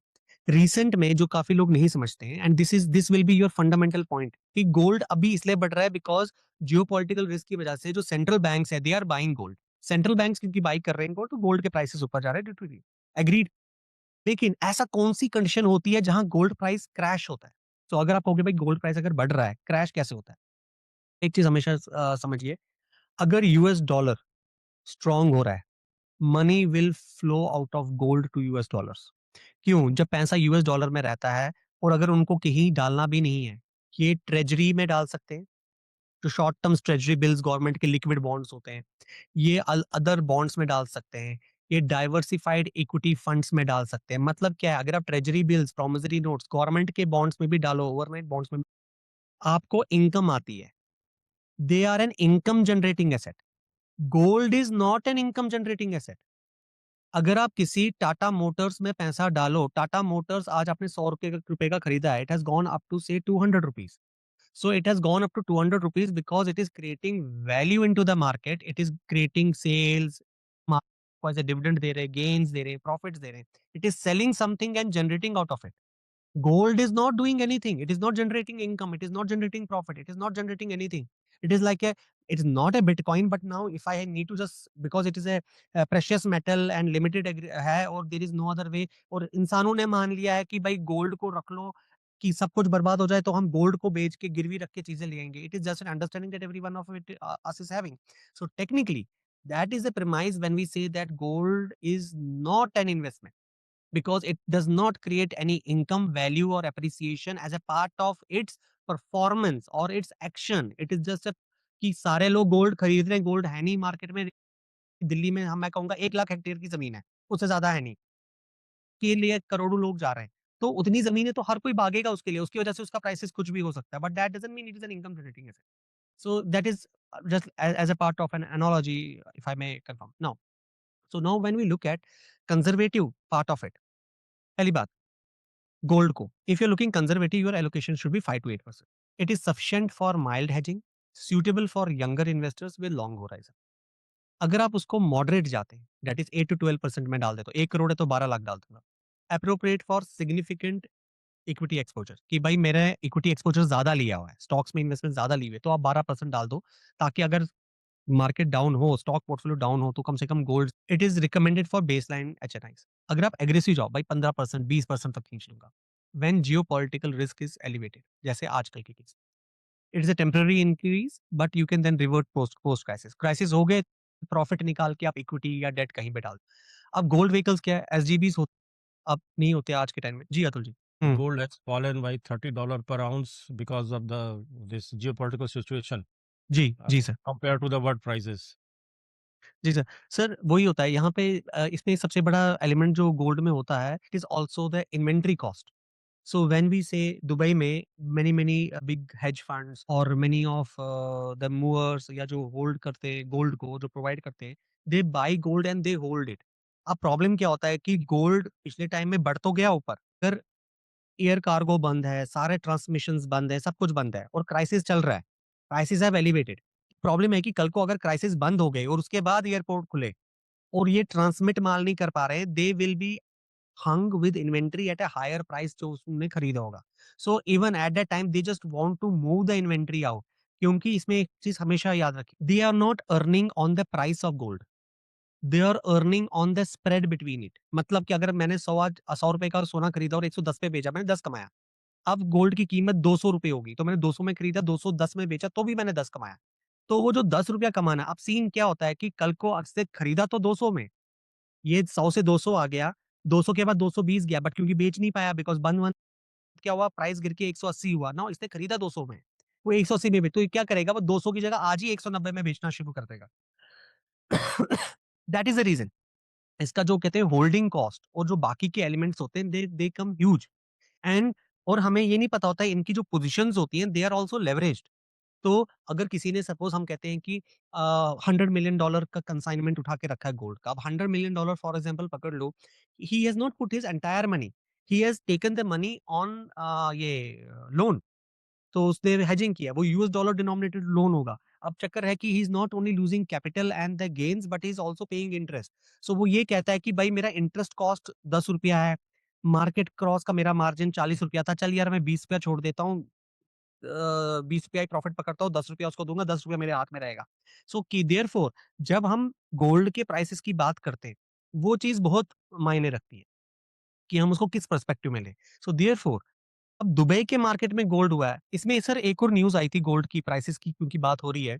Last week the government had come with a notification कि जो जितने भी गोल्ड ईटीएफ्स हैं या गोल्ड फंड्स हैं इंडिया में, जो वो इंटरनेशनल गोल्ड प्राइसेज़ ले रहे थे, वो इंटरनेशनल गोल्ड प्राइसेज़ को कंसीडर नहीं करेंगे. गोल्ड प्राइसेज़ को कंसीडर करेंगे जो इंडिया में, दिल्ली या बॉम्बे में होता है. उसका कारण ये होता है कि they have to take the gold prices which are rational with India. जैसे मैंने आपको पहले कहा था कि गोल्ड में इम्पोर्ट ड्यूटी लगती है, कन्वर्जन कॉस्ट लगता है, 10 चीज़ें लगती हैं. सो देयरफॉर गोल्ड को जब आप vehicle as an investment vehicle लें, तो आपको ये देखना है कि what you are exposed to risk और उसी हिसाब से आप पोर्टफोलियो को मैनेज करें. अब देखिए जब हम गोल्ड और मैं एक और चीज़ कहता हूँ, काफ़ी लोगों को नहीं पता है, 99% को नहीं पता है, जब आप गोल्ड ईटीएफ की इंडिया का मार्केट इज़ मच ओपेक. अब आप कहोगे रजत इसका मतलब क्या है? इसका मतलब क्या है? हम गोल्ड ईटीएफ में इन्वेस्ट करते हैं। यूएस में suppose there is a gold ETF, ठीक है? Gold ETF.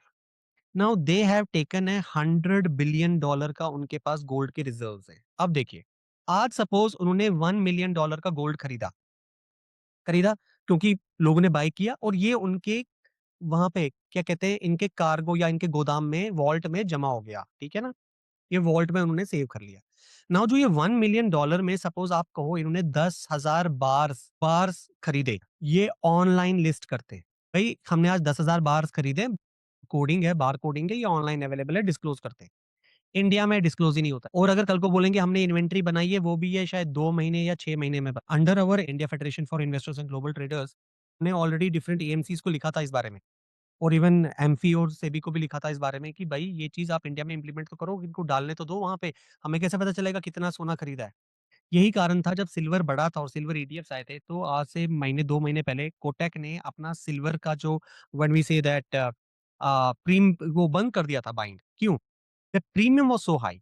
इसका मतलब है कि बिकॉज़ हम गोल्ड ईटीएफ्स और सिल्वर ले रहे थे और ग्लोबली क्योंकि क्राइसिस है everybody is going to buy it.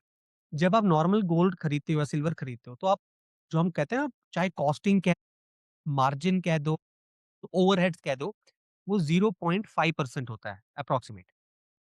Silver ETF में वो बढ़ के हो गया था 8%। मतलब जो चीज़ ट्रेडिशनली आपको 0.5% के एक्सपेंस पे मिल was quoting at a 8% premium through ETFs. So इसका मतलब है अगर आपने सिल्वर खरीदा तो आप 8% महँगा खरीद रहे हो। कल आप बेचोगे 8% सस्ता बेच रहे हो, तो 8 + 8 16 तो 16% तो आपका वाइप आउट वैसे ही हो गया रिटर्न। तो कहने की बात है कि कहने को तो हम कहेंगे कि we have invested in gold and silver but we have to be considerate of these things that happening. अब देखिए, it is most liquid, real time trading होती है, suitable for tactical allocation, LTCG applicable होता है, ठीक है? SGB छोड़ दीजिए, ये अब एप्लीकेबल नहीं है। फिजिकल गोल्ड की नो काउंटर पार्टी रिस्क है, स्टोरेज, प्यूरिटी, लिक्विडिटी चैलेंजेस रहते हैं। अगर आप बिज़नेस करते हैं, तो गोल्ड बार्स या कॉइन्स ना लेके गोल्ड ज्वेलरी लीजिए क्योंकि then you can take loan against gold. Loan against gold मिलता है and that can be used for monetising that assets. Gold mutual funds, SIP friendly, आप एसआईपी कर सकते, इनमें आप एसआईपी नहीं कर सकते। Fund of fund structure suitable for systematic accumulation. पहली बात, इसमें डिसिप्लिन कहाँ आता है? When gold appreciates sharply as of now, rebalancing by trimming it back to the top या अगर हमें लगता है एस्केलेट हो रहा है तो टॉप अप कर सकते हो, but that is totally on the way we look and analyse the market. अब जो सबसे बड़ी बात इसमें आती है that comes your liquidity waterfall. So आप कहोगे यार रजत ये लिक्विडिटी वाटरफॉल क्या? नॉर्मली क्या होता है why we sell our holdings? We sell our holdings because हमें लगता है कि यार market is going down and मेरा लॉस हो रहा है। इसमें सबसे बड़ी चीज़ देखने की ये है what is risk? What is risk? यहाँ हम गलती करते हैं। रिस्क ये होता है, risk is actually the loss of capital. जब तक लॉस ऑफ कैपिटल नहीं होता है, देयर इज़ नो रिस्क। अब आप कहोगे इफ द कैपिटल क्योंकि ये तो अनरियलाइज्ड लॉस है ना, सो अगर आप कहोगे कि भाई अगर risk the loss of capital is equivalent to risk, so if there is no realised loss of capital, अगर मैंने लॉस बुक नहीं किया, then what does that mat mean? That means volatility, LIT, that is called as volatility. जो आप अभी देख रहे हैं कि मेरा पोर्टफोलियो 5 लाख कम है, 5 लाख ज़्यादा है, 5 लाख 10 लाख कम है, 10 लाख ज़्यादा है, that is called as volatility that is not a risk.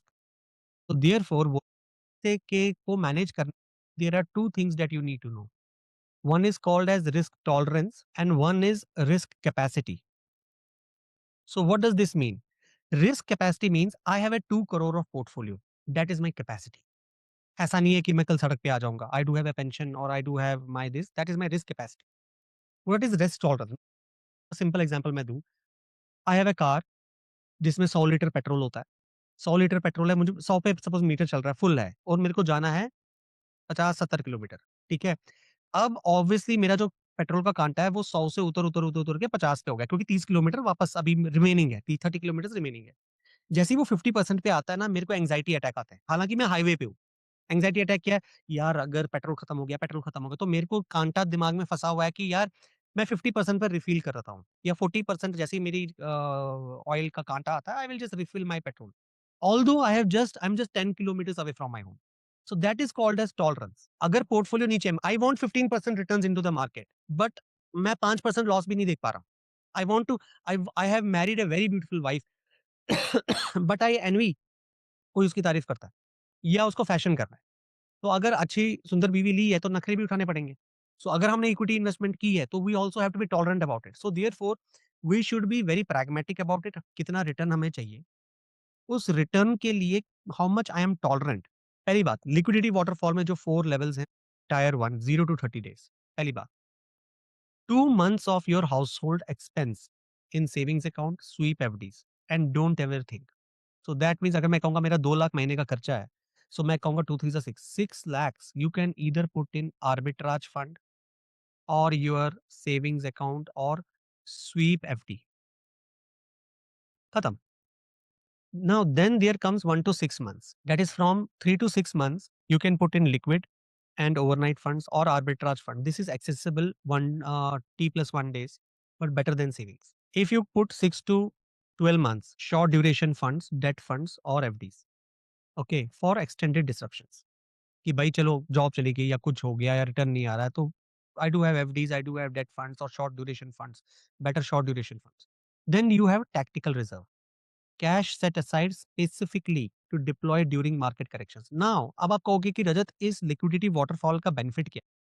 इस वाटरफॉल का बेनिफिट ये है कि if you have level 1 level 2 level 3 and level 4 ठीक है ना whatever happens in the market if there is nothing you say कि okay 3 महीने का पैसा है मेरे पास अगर कुछ लंबा चढ़ा, ठीक है, 6 महीने का भी पैसा है मेरे पास। ओके, मेरे पास अगले 1 साल तक का पैसा है। So I am not taking money from my equity portfolio. मैं स्टॉक पोर्टफोलियो नहीं बेच रहा हूँ। So when you have these things in mind, this will stop you psychologically from selling your stocks. So that is the reason. अब इसमें amount कितना होता है डिप्लॉय वो केस टू केस बेसिस पे होता है कि हमें कितना डिप्लॉय करना है, क्या करना है।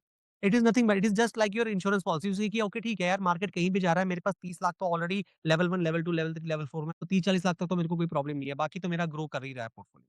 सो tactical reserve. Now the biggest no, most important one, the biggest wealth destruction during crisis doesn't come from market declines. It comes from forced selling at the bottom. So कहने की बात यह है कि अगर हम कहें in the last 20-30 years Sensex has never come to zero इसका मतलब है सेंसेक्स कभी लॉस पे नहीं बना 0% रिटर्न कभी नहीं सेंसेक्स किया है मतलब लोग कहते हैं कि भाई मेरा पैसा डूब गया तो पैसा वो है those who have tapped out of the market अब वो tapped out of the market इसलिए नहीं हुआ कि मार्केट ने उनके साथ गलत किया tapped out of the market इसलिए हुए कि उन्होंने स्ट्रक्चर नहीं रखा था उन्होंने उन्होंने बीच में वॉल नहीं रखी थी बकेट्स नहीं रखे थे डिफरेंट इन्वेस्टमेंट्स के and they were not able to determine जब वो लॉस देखते थे उनको लगता था मेरा पूरा पोर्टफोलियो लॉस में so it is not about the risk it is about the perception of risk so कहते हैं ना जैसे हम नहाने जा रहे हैं so when we are going for a bath मैं पहले 5 घंटे सोऊंगा यार ठंड है नहाऊं पानी गर्म करूं नहाऊं नहीं कल सुबह नहाऊंगा so it is huge roadblock. But once I enter into a washroom, नल का खोला, नहा लिया, had a shower and came out. So therefore, whatever the issue happens, it happens inside the brain during the tenure. But once you have structured your portfolio like this, you are not worried about your equity holdings and all because you are not looking that as your corpus. You are looking that as a long-term wealth creation. So therefore, it is only for those who don't have a liquidity buffer. Build tiers अब 1 to 3 आप बनाइए before investing in equity. तो whenever we create a portfolio, equity portfolio, पहले आप tyre 1, tyre 2 and tyre 3 बनाइए। Now कि भाई if I have an predominantly equity portfolio, say for example how much of my portfolio will recover 2 से 4 हफ्ते में? और अगर रिकवर होता है, स्नैपबैक होता है, क्या मैं बेनिफिट कर सकता हूँ? अगर कॉन्फ्लिक्ट बढ़ जाता है, सो 4 हफ्ते में नहीं, जैसे ट्रम्प कह रहा था 4 हफ्ते में खत्म कर देंगे वॉर, नहीं हुआ, सपोज़ 3 महीने चला। ऑयल अब 90 to $100 so inflation has risen RBI अपने रेट ऑफ इंटरेस्ट होल्ड अगर अब इन्फ्लेशन राइज हो गया और आरबीआई अपने इंटरेस्ट रेट कम नहीं कर रहा है what positions are more vulnerable in my portfolio which are most vulnerable have you analysed that then there is a full escalation now it has gone beyond 6 months like Ukraine crisis oil is still at 100 plus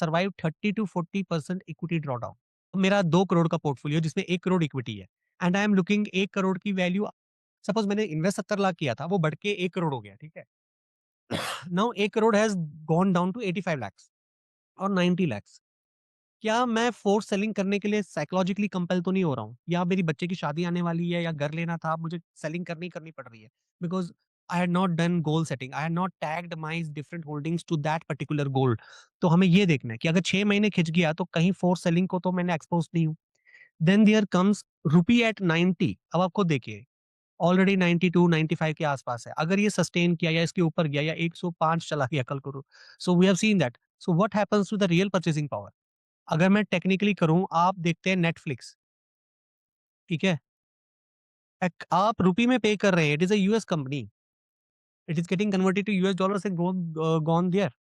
so technically अगर आप देखेंगे आप क्या-क्या आप Amazon use करते हैं, it is a US company, it is again USD.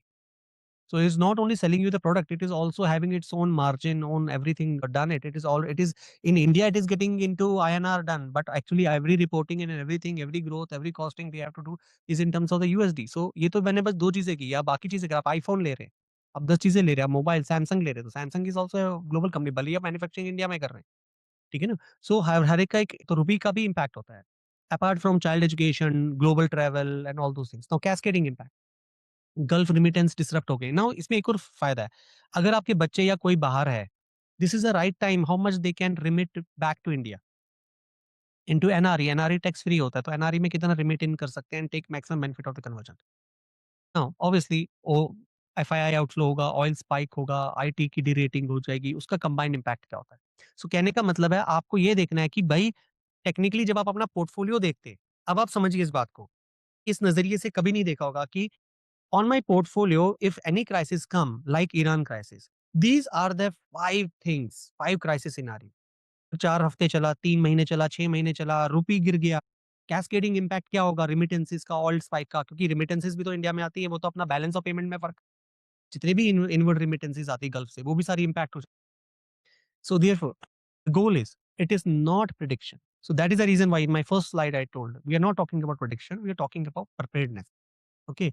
So scenario C, this one would cause financial distress. Your portfolio risk is too high for your circumstance. So you need to adjust before the scenario materializes. So that means 6 महीने तक portfolio ना हो तो ये. So अब आप कहोगे इसको हम कैसे कर सकते हैं? What you can do is audit. Portfolio audit. अब पोर्टफोलियो ऑडिट में क्या होता है कि your portfolio would be having an NPS, you might be having some insurance policies, you would be having mutual funds, stocks at self and family level. What we can do is we analyze your statement and all those statements and we will provide an portfolio audit report with exposures. That exposure will give you ki, okay, these are my weak links, these are the best case scenario and worst case scenario, these are my weak links. So once you have that, you are able to see in case of full impact, a full escalation, what impact will be there in your portfolio. Now, this brings us to the 13th strategy, which talks about the bear bell strategy. So, what does this mean? Extremes or moderation. That means very safe, very aggressive, and nothing in the middle. Matlab, first thing, safe end 40 to 60%, middle and aggressive end. पहली बात, अगर आप safe perspective देखो 40 to 60%, what comes? Government securities, sovereign gold bonds अभी applicable नहीं है. You have treasury bills, rated short duration debt. We have cash equivalents, to a certain extent money market funds. The money is untouchable. It is untouchable. It exists solely to survive the extended crisis. So if you are putting money here, it is not for returns, it is for survival. Middle. So this would be eliminated.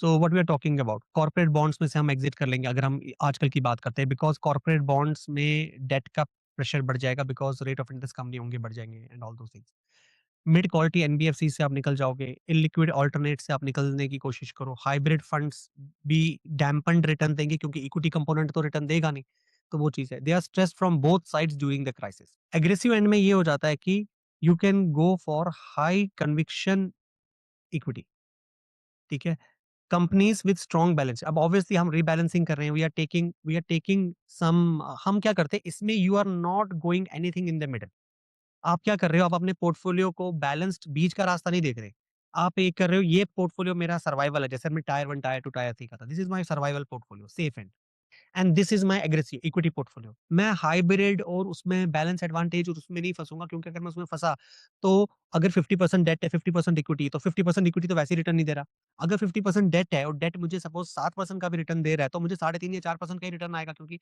Equity तो return दे ही नहीं रहा है उल्टा कम return दे रहा है so my capital might still not be lost in balance advantage fund but I will not be able to make money so therefore on while you are having survival done in aggressive and you can go for high conviction equity in quality assets strong balance sheets and all those things that we have seen before positions you are prepared to hold through 50% drawdown कि कल को अगर ये companies 40-50% भी down होती जो हमने कहा था सिनेरियो नंबर 3 जो 6 मंथ तक जाएगा तो and you believe in because हमें 5 से 10% लेना है तो कम से कम if I have 2 crore of the portfolio I am not going to consume 2 crore of the portfolio tomorrow I am not consuming it मुझे लग रहा है कि मेरा लॉस हो रहा है पैसा, बट मैं ऐसे बिहेव कर रहा हूँ as if I need that money tomorrow. So therefore when you have segregating it और आप उसमें से 2 करोड़ में सपोज़ 20 लाख रुपया इक्विटी में डाला है और आप सोच रहे हो भाई मैं 5-10 साल तक नहीं डालूँगा and you are putting into good funds, you are in a better position. Now this is your wealth builder. Now what is the key insight we are looking at? The safe end, that means this. The safe end, it funds your patience because we have to be patient and you also see that substantial corpus is there. This gives you the psychological and the financial capacity to hold the aggressive end. क्योंकि आपके पास liquidity survival हर एक चीज है, it will give you psychological and financial capacity to hold aggressive and through drawdowns without panic selling. अब आप कहोगे इसका एक एग्जांपल बताओ, मैं एक बहुत अच्छा आपको एनालॉजी देता हूँ। से suppose may be your daughter और योर वाइफ और any lady in the home से इसकी भाई मैं कैनॉट प्लेस से आ रही हूँ और हम रह रहे हैं गुड़गांव सेक्टर 132 में या 109 में। Now she has taken a cab at around 8 PM from cannot place and she has driven. अब क्या हुआ है, 10 मिनट कम ना हो उनका मोबाइल डिस्चार्ज हो गया। अब मोबाइल डिस्चार्ज हो गया, हम सेक्टर 109 गुड़गांव में जान हाथ में आ जाएगी जब तक कि वो घर नहीं आएगी, बिकॉज़ हमें ये पता है कि आपने एक बार यशोभूमि क्रॉस कर भी लिया या आप वहाँ से आ भी गए एक्सप्रेसवे पे, there are so many of open areas and the how the taxi drivers are there, को अनसर्टेनिटी और जो पैनिक होगा वो एग्ज़ैक्टली सेम होगा जो हमें एज़ एन इन्वेस्टर या साइकोलॉजिकल और फाइनेंशियल कैपेसिटी से, it is no different from that. It triggers the same emotions of the survival. So therefore without safety you cannot be aggressive. तो वहीं पे अगर वो जाती है and we already have a 5 year 10 year old driver with us और अपनी गाड़ी लेके जा रही है और उसका चार्जर डिस्चार्ज हो गया, we will still not be worried. हम क्या करेंगे, ड्राइवर को कॉल करेंगे, हाँ भाई कहाँ जी, मैडम की खत्म हो गया, हम जी आ रहे हैं। So what is happening? Because you are having a safety, you are having this, so therefore if you don't have a safety you can't be aggressive, so you can still be with peace of mind with a driver and your wife in it than in a cab, so that it acts in the same way as we look here. So therefore without aggression safety doesn't build wealth, कि अगर मैं 100% यहाँ पे ही डाल दूँ, I will never be able to build wealth because inflation and purchasing power priority will eat my portfolio. We are talking about tax efficiency, income stream को protect करना and shielding the assets. So when we look at tax loss harvesting, it is the first thing, you have to turn your paper losses into tax efficiency. The crash created unrealized losses. पहली बात है, मैं ये कह सकता हूँ कि I had invested 100 rupees in the portfolio that become 150 rupees. Did a profit booking of 50 rupees. ठीक है, this 50 rupees went into gold. This is the strategy we normally use in our case. So 50 has been got in gold. 100 rupees is reinvested. Now, while I have booked this into gold, in 50%, let me put short term की मैं बात कर लेता हूँ, मुझे 20% tax they. So therefore, my tax liability here comes to be around 20. 2 5s are 10. Yeah. So 10 rupees is the tax I have to pay. Now I don't want to pay the tax. Now in the meantime, while my 100 rupees became 150, in the meantime, there were some of my holdings. There were some of my holdings that are at minus 30. So what I will do it, I will sell those holdings and book this loss. Because I am booking this loss, so I will say that my first gain was 50 rupees, then I booked the loss of 30 rupees, my net gain is 20, तो मैं 20 के ऊपर tax दूंगा। सो अब मैं 4 रुपया tax दे रहा हूँ, तो जहां मैं 10 रुपया टैक्स दे रहा था मैं 4 रुपया टैक्स दे रहा हूँ as an example. Just to हम क्या करते हैं, हम पूरे का पूरा नेट ऑफ करवा लेते हैं सो दैट अब इसमें 2-3 फैक्टर होते हैं क्योंकि रजत टैक्स लॉस हार्वेस्टिंग, अगर सपोज मैं इन्वेस्ट नहीं, अब मैं बताता हूँ इसमें ना 2-3 चीज़ें होती है when you say tax loss harvesting. Let me see, इसमें मैंने एक को किया है, ओके, ठीक है, मैंने इसमें एक ही स्ट्रेटजी बोली है बट मैं आपको 2-3 चीज़ें बोलता हूँ। एक चीज़ होती है tax loss harvesting which is here. Second होता है जो हमारा 1.25 लैक्स का एग्जेम्पशन होता है, जो हम ले सकते हैं, ठीक है? हम नॉर्मली इन 2 को लेते हैं। टैक्स लॉस हार्वेस्टिंग में बेनिफिट क्या होता है when you go for tax loss harvesting? पहली चीज, बुक्ड लॉस, बुक्ड प्रॉफिट आपने गोल्ड में डाला है, your capital at risk has reduce, तो 50 रुपया मैं अगर फिर से स्टॉक्स में डालता हूँ, स्टॉक्स नीचे आते तो वो तो सेम रिस्क पे खड़ा है ना। सो 50 रुपया मैंने गोल्ड में डाल दिया, सो it is totally ring fence या डेट में डाल दिया, पहली बात। सेकंड चीज, रिंग फेंस हो गया। दूसरी चीज है, अगर अब मैं लॉस मेकिंग स्टॉक्स बेच रहा हूँ, cell loss making stocks, when you sell a loss making stocks you have reduced your tax liability, you have also a chance to weed out bad stocks and reallocate to good ones. ठीक है, जब हमने invest किया था तब crisis नहीं था, now the crisis has come and say for example the infrastructure is not going well, so मैंने लॉस बुक किया क्योंकि मुझे तो टैक्स लॉस करके टैक्स आउटफ्लो बचाना ही था। So I have now therefore now you can have an efficient capital allocation, so you have a efficient capital allocation as far as it goes now। so ये benefit आपका यहाँ जाता है।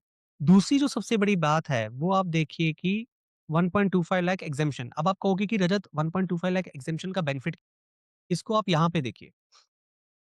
अगर मैं कहता हूँ मेरी फैमिली में 4 लोग हैं, 1.25 हो गया आपका 2.5 लाख, समझो 5 लाख का गेन। अगर आप ये भी पकड़ो कि मेरी 10 लाख की वैल्यू 11 लैक्स होगी, हम 1.25 नहीं 1.5 पकड़ते हैं फॉर कैलकुलेशन सेक। मैं कहता हूँ 10 लाख की वैल्यू 11.5 होगी, ठीक है? इंटू 4 करिए, 5 4 ज़ा 20, सो हो गया नियरली 46 लैक्स फॉर एग्जांपल। अब आप देखिए हमने क्या किया, हम तो सवा लाख या 1.5 लाख, जो मैं ये एग्जेम्पशन की बात कर रहा हूँ, हम तो ये इक्विटी एग्जेम्पशन को बचा रहे हैं। लेकिन अगर आप हर साल अमंग योर 4 फैमिली मेंबर्स या पर फैमिली मेंबर हुआ आपका सपोज़ 10 लाख की वैल्यू सवा 11 लाख होगी, तो सवा 11 लाख का पोर्टफोलियो जब आप रीबैलेंस करते हैं, 40 लैक्स का पोर्टफोलियो रीबैलेंस करते हैं बिकॉज़ आप टैक्स फ्री रीबैलेंसिंग कर रहे हैं। तो आप अपने पोर्टफोलियो को 10 लाख से बढ़ा के 11.5 से बढ़ा के से 13 से बढ़ा के 14.5 आप ऐसे बढ़ा रहे हैं, ठीक है? या 12 या यहाँ 13 आप ये बढ़ा रहे हैं। नाउ इससे क्या होता है कि अगर मैं नहीं बढ़ाऊँगा तो होगा क्या? सपोज़ मेरा 10 लाख का पोर्टफोलियो बढ़ के अब 13 लाख हो गया है। बट अगर अब मैं 13 लाख बेचूँगा, 13 लाख मीन्स 3 लैक्स का गेन। सो इसका मतलब है मैं तो सवा लाख पे ही टैक्स बचा पा रहा हूँ।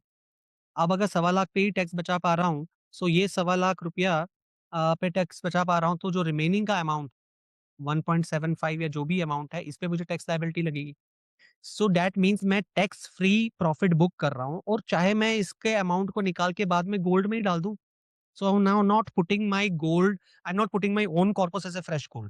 So I am putting my profit into the gold and I am also increasing my base capital over and over again over. So I'm just rotating it so as to increase my wealth. So these are the two things when we look at the tax advantage. Now, इसमें सबसे बड़ी बात क्या होती है? पहली बात होती है you have to identify with 15% unrealized loss from purchase price. Suppose you have got 100 rupee का स्टॉक, अब वो कोई 85 पे। Second, evaluate is it your core holding, जो हमने पहली स्लाइड देखी थी स्ट्रेटजी की, लॉन्ग टर्म और a satellite. Third, based on that technically हम सैटेलाइट की execute sell to book the loss, redeploy into the correlation but different instrument. India में वॉश इफेक्ट नहीं होता है, तो इसका मतलब है कि अगर आप कहोगे कि नहीं मुझे प्रॉफिट बुक करना है और मेरा कोर फोल्ड स्टॉक है, स्टॉक अच्छा है, suppose Tata Motors, we are holding it, तो आप क्या करो, आप बेचो, लॉस बुक करो और फिर से वही स्टॉक खरीदो अगले दिन। So you sell it and then buy it. नहीं तो अगर सैटेलाइट पोर्टफोलियो है, you can go into a different instrument. Set off, now short term loss offset होता है short term gains and long term gains के against. जो long term loss होता है वो सिर्फ लॉन्ग टर्म गेन्स के अगेंस्ट होता है। सो लॉन्ग टर्म वही पकड़ लीजिए, हम 1 साल का ड्यूरेशन पकड़ते हैं, ठीक है? तो इस चीज़ का ध्यान रखिएगा, short term losses long term gains और शॉर्ट टर्म गेन्स के अगेंस्ट होता है। लेकिन जो अगर लॉसेस आपने कोई स्टॉक आज से 1.5 साल पहले लिया है, लेकिन 1.5 साल का स्टॉक अभी लॉस में ही है, तो वो लॉन्ग टर्म गेन्स के अगेंस्ट ही नेट ऑफ हो सकता है। नाउ अनअब्सॉर्ब्ड लॉसेस, अगर सपोज़ आपने कोई लॉस बुक, आप उसको 8 साल तक कैरी फॉरवर्ड कर सकते हैं।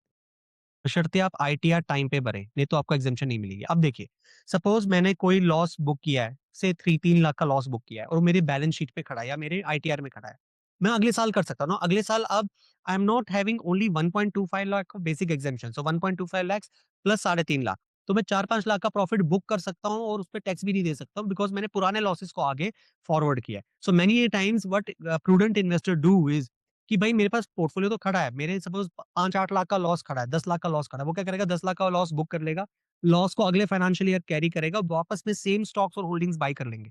So when they are doing it, उन्होंने नोशनल लॉस तो खड़ा कर दिया ना, and they are rotating that loss every year next year. So आप अगले 3-4 साल तक उस प्रॉफिट्स को उसके अगेंस्ट नलिफाई, और क्योंकि 8 साल है तो it's a decent amount. Now जो स्पेसिफिक्स आपको ध्यान देखने हैं, there is a no wash sale rule in India. What does this mean? You can repurchase the same security after selling. Term is equal to anything held less than 12 months in equity, 24 to 36 months in debt and other categories. Term capital loss can short term capital loss can offset both short term and long term gains. Long term capital losses can only be set up against the long term gains. NRIs equally applicable for Indian portfolio. TDS on gains can be reduced through loss set off. उनमें TDS होता है। NRIs के case में हम ये भी करते हैं कि आप DTAA लगाइए। सो व्हाट डज़ दिस मीन? अगर आप ओमान में हैं, मिडल ईस्ट में हैं, सिंगापुर में हैं, तो आपको टेक्निकली ज़ीरो टैक्स लगता है अगर आपने DTAA लिया है। उसके लिए फॉर्म 10F होता है। फॉर्म 10F और TRC होता है, टैक्स रेजिडेंसी सर्टिफिकेट। वो आपको अपने सीए को देनी होती है, सीए अपलोड करता है।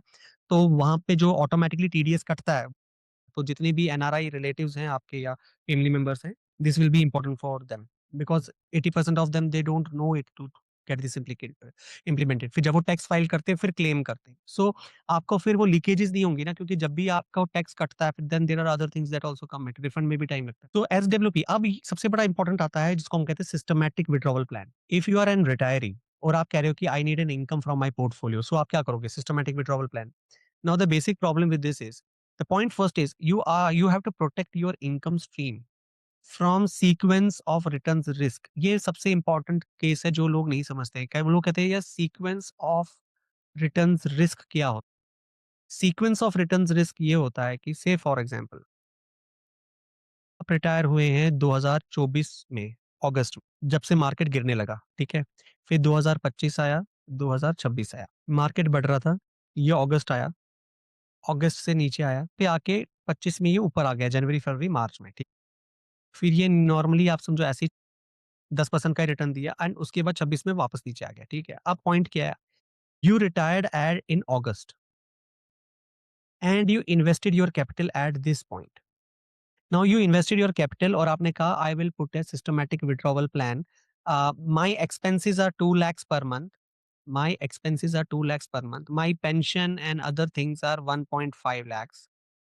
50,000 I need from SWP, या आप 1 लाख रुपए विड्रॉ कर रहे हैं, whatever it is. Now the point is, यहाँ पे जो आपने इन्वेस्ट किया था, आपने क्या किया? 2 करोड़ था, आपने 1 करोड़ यहाँ पे इन्वेस्ट किया और 1 करोड़ आपने डेट में डाल दिया या चीजें डाल दी। नाउ व्हाट इज हैपनिंग, यहाँ से यहाँ तक जब हम जनवरी की बात करते हैं, द मार्केट करेक्टेड बाय से 17 13 17%, हम 20% पकड़ते हैं। तो 20% भी अगर मैं पकड़ता हूँ, इसका मतलब है अगर 1 करोड़ इन्वेस्टेड था, तो यहाँ पे मैं 1 करोड़ इन्वेस्टेड था, जब मार्केट नीचे आया इसकी वैल्यू 80 लाख हुई। हालाँकि उसके बाद मार्केट वापस रिकवर किया। Now the point is between August, September, October, November, December, January, February, March, March तक नियरली मार्केट रिकवर कर गया था। तो अगर मैं कहता हूँ 50 lakh 50,000 1 2 3 4 5 6 7 8 8 months, 8 5 are 40 4 lakhs. So now your 4 lakhs you have withdrawn out of the portfolio. In the meantime 1 crore की वैल्यू 80 लाख रहेगी। तो 80 लाख में से भी आप 4 लाख निकाल, so आप 76 lakhs पे। So the point is, even if the market recovers back at the same level, your portfolio ने कोई रिटर्न नहीं बनाया। इसका मतलब है आपका पोर्टफोलियो 76 लाख से वापस 1 करोड़ नहीं, 1 करोड़ 10 लाख बनना चाहिए, या 1 करोड़ 6 लाख तो बनना ही चाहिए, क्योंकि 4 लाख तो आप ये सोच रहे थे कि मैं रिटर्न से निकाल रहा हूँ पैसा, रिटर्न से तो पैसा निकला नहीं। सो सीक्वेंस ऑफ रिटर्न्स, ये रिस्क ये होता है कि हमारी किस्मत ऐसी खराब थी कि कहते हैं ना, जैसे ही नाव डाली नदी में तभी बाढ़ आ गई। सो जैसे ही मैंने इन्वेस्ट किया और एसडब्ल्यूपी करने लगे तो तभी हो गया। सो पहली बात, retirees withdrawing from a declining portfolio, they accelerate the capital depreciation. For example, 5 lakh withdrawn from a portfolio which is already down 20% will cost you 6.25 lakhs in future value at recovery. सीधी सी बात है, अगर portfolio already 20% down है और हम उसमें से 5 lakh withdraw कर रहे हैं, तो आप ऑलरेडी 6.25 लाख फ्यूचर वैल्यू से खत्म है।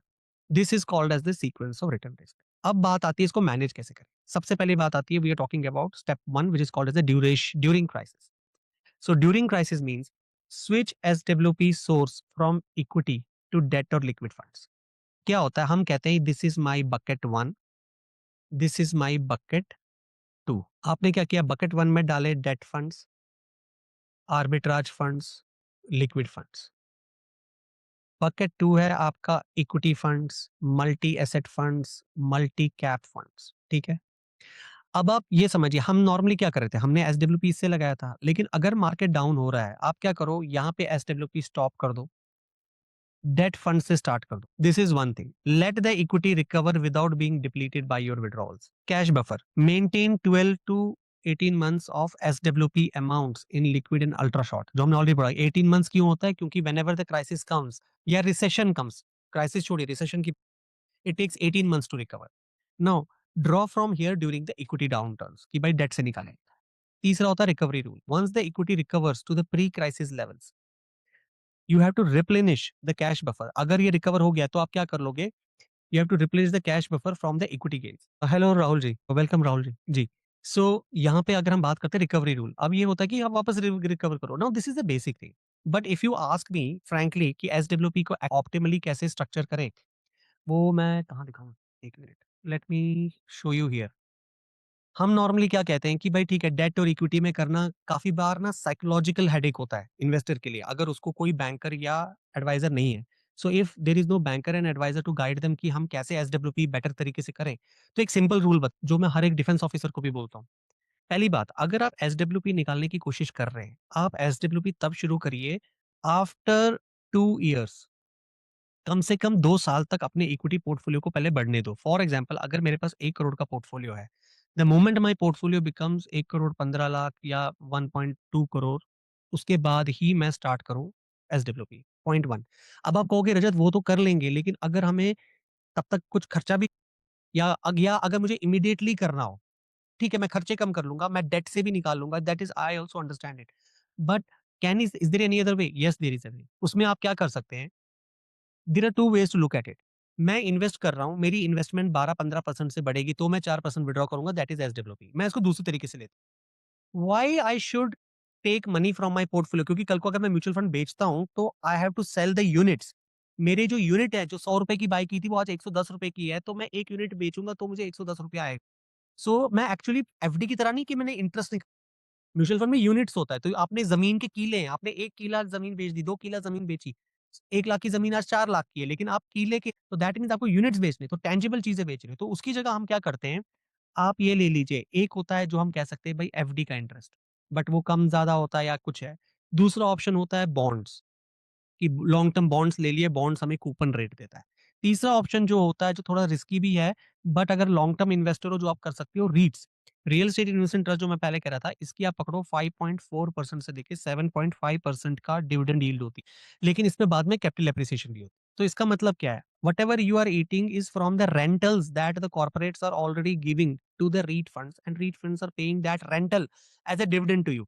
तो यहाँ पे जो आपकी जो सस्टेनेंस होती है, वो फिर भी बेहतर है। कहने का मतलब ये है कि भाई मेरे पास 2 ऑप्शन है। आई हैव वन ऑप्शन कि I will invest in equity funds और मैं एसडब्ल्यूपी इमीडिएटली कर लूँ। लेकिन कल को इक्विटी फंड तो 20% नीचे जा सकता है ना।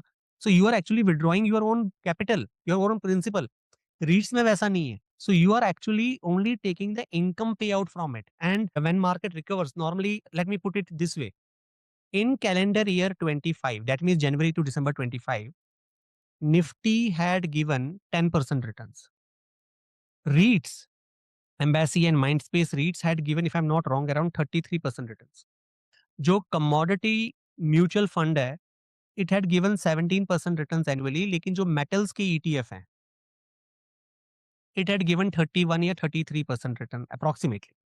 सो what I am saying is, हमने तो निफ्टी में, सो कहने की मेरी बात ये है कि ये काफ़ी एल्ब क्या हमें पता था रीट्स इतना परसेंट एनुअल रिटर्न दे भी रहा है और डिविडेंड पे भी रेंटल दे रहा है, रेंटल को भी डिविडेंड दे रहा है? Are we aware about commodity funds? But obviously these are thematics and sectorial, so they can be also draw down. So I am not asking you to make your SWP based on these calculation. What I am asking you is, when you have an immediate need कि मुझे income generally जल्दी start हो, तो rather than withdrawing money from your own capital, आप REITs, coupon payments के through, bond payouts के through, उस हिसाब से आप विथड्रॉ करिए, rather than selling your units. But even if you have to do SWP, अगर आप सिर्फ इक्विटी से, तो आप एसडब्ल्यूपी 2 साल के बाद करिए। नहीं तो इमीडिएटली करना तो डेट पोर्टफोलियो से एसडब्ल्यूपी करिए और बाद में इक्विटी को यूज़ करिए उसको फंड करने के लिए। ये वही हो गया कि एक बाल्टीन से पानी डाल रहे हो, तो तब तक पीछे से बंदे ने दूसरा बाल्टीन लाया, उस बाल्टीन को फिल किया और वो बाल्टीन आ गई। So it ensures that your equity portfolio has a breathing power. अब इन सब चीज़ों में जो एक बात आती है, वो आती है insurance as a portfolio hedge. Now मेरा इस पे एक ना इंश्योरेंस के ऊपर एक अलग वीडियो ऑल टुगेदर है। काफ़ी बार क्या होता है कि हम इंस्टाग्राम देख रहे हो, हम बाकी चीज़ें देखते हैं, जहाँ पे लोग कहते हैं कि भई insurance is only for insurance, it is not for investment purpose. Yes, insurance is not for investment product purpose, but all the wealthy clients, wealthy investors, चाहे आप रॉकफेलर्स कह दीजिए, रॉथस्चाइल्ड कह दीजिए, they use insurance as a wealth transfer product. So you have to also consider and understand में आपको कौन सी चीज यूज करनी है जो आपके लिए एप्लीकेबल है। because I am also a businessman and I will tell you from my perspective. In insurance without any costing there is an option जब भी आप कोई पॉलिसी लेते हो चाहे टर्म प्लान है मनी बैक है यूलिप है या कुछ भी है उसमें एक ऑप्शन होता है which is called as NWP married women protection act आपको बस उसको टिक करना होता है it is the only financial instrument in India with absolute creditor protection इसका मतलब है court can also not supersede it अगर आपने वसीयत भी कल को बना दी है you will not supersede it अब आप कहोगे कि रजत इसका इम्पैक्ट कहाँ होता है हमारे पोर्टफोलियो में let me tell you I have many clients who are brigadier and they have been with us for the last 10-15 years and we have also seen as you go towards 70 75 plus 70 plus you will be very concerned about कि अपने spouse को कैसे take care करो और my daughter is married but she is not happy in her in-laws family और वो अपना खुद का भी business support करना चाहती है कर रही है but she is not that successful या बच्चे ने business start किया था he needs investing but I need to secure them up when you need to secure such cases and instances अब आप एक चीज समझिए when anything happens to you your FD or mutual funds has a nominee. Insurance or insurance linked products as per if I'm not wrong it is around 2013 या 2016 finance bill के तहत it is not a nominee it is a beneficial nominee. Now the question arises what is the difference? Nominee is just a caretaker. Nominee is nominated to actually bestow your holdings as per Hindu Succession Act or Muslim Succession Act or all other acts that is applicable in your case to hand over the assets to the due person. Now beneficial nominee means अगर आप कहते हो कि यार my wife is not financially that literate और sound और मुझे लगता है कि अगर हमें शाम अगर in my later years we are not in a sound mind to take judgement calls and we are psychologically more dependent on children बच्चे कहते हैं हाँ जी कर लो पापा ये कर लो वो कर लो मैंने कर लिया ध्यान नहीं but I need to ensure my spouse is taken care of and an asset doesn't go anywhere तो लोग क्या करते हैं से फॉर एग्जांपल अपनी एसेट को ड्यूरिंग देयर लाइफ टाइम से सपोज मेरे पास 5 करोड़ के या पकड़ लो 2.5 करोड़ से 5 करोड़ तक का फाइनेंशियल एसेट है लिक्विड एसेट है ठीक है उसमें से वो क्या करते हैं वो करते हैं कि भाई मैं 1 करोड़ एसेट को अलग कर दे ठीक है 1 करोड़ एसेट को चाहे आप पेंशन प्लान लो डिपेंडिंग अपॉन योर एज आप किस एज में हैं, या आप उसको as a money back plan लो your wife for example wife and you are taking it as for example joint income now what happens structure same hai. I can still have a dividend income from my mutual funds. I can still have this. Your portfolio, your portfolio could be structured for a 12% return. Got it? Your total portfolio could be structured for a 12% return, of which your equities might be giving you 15 to 18%.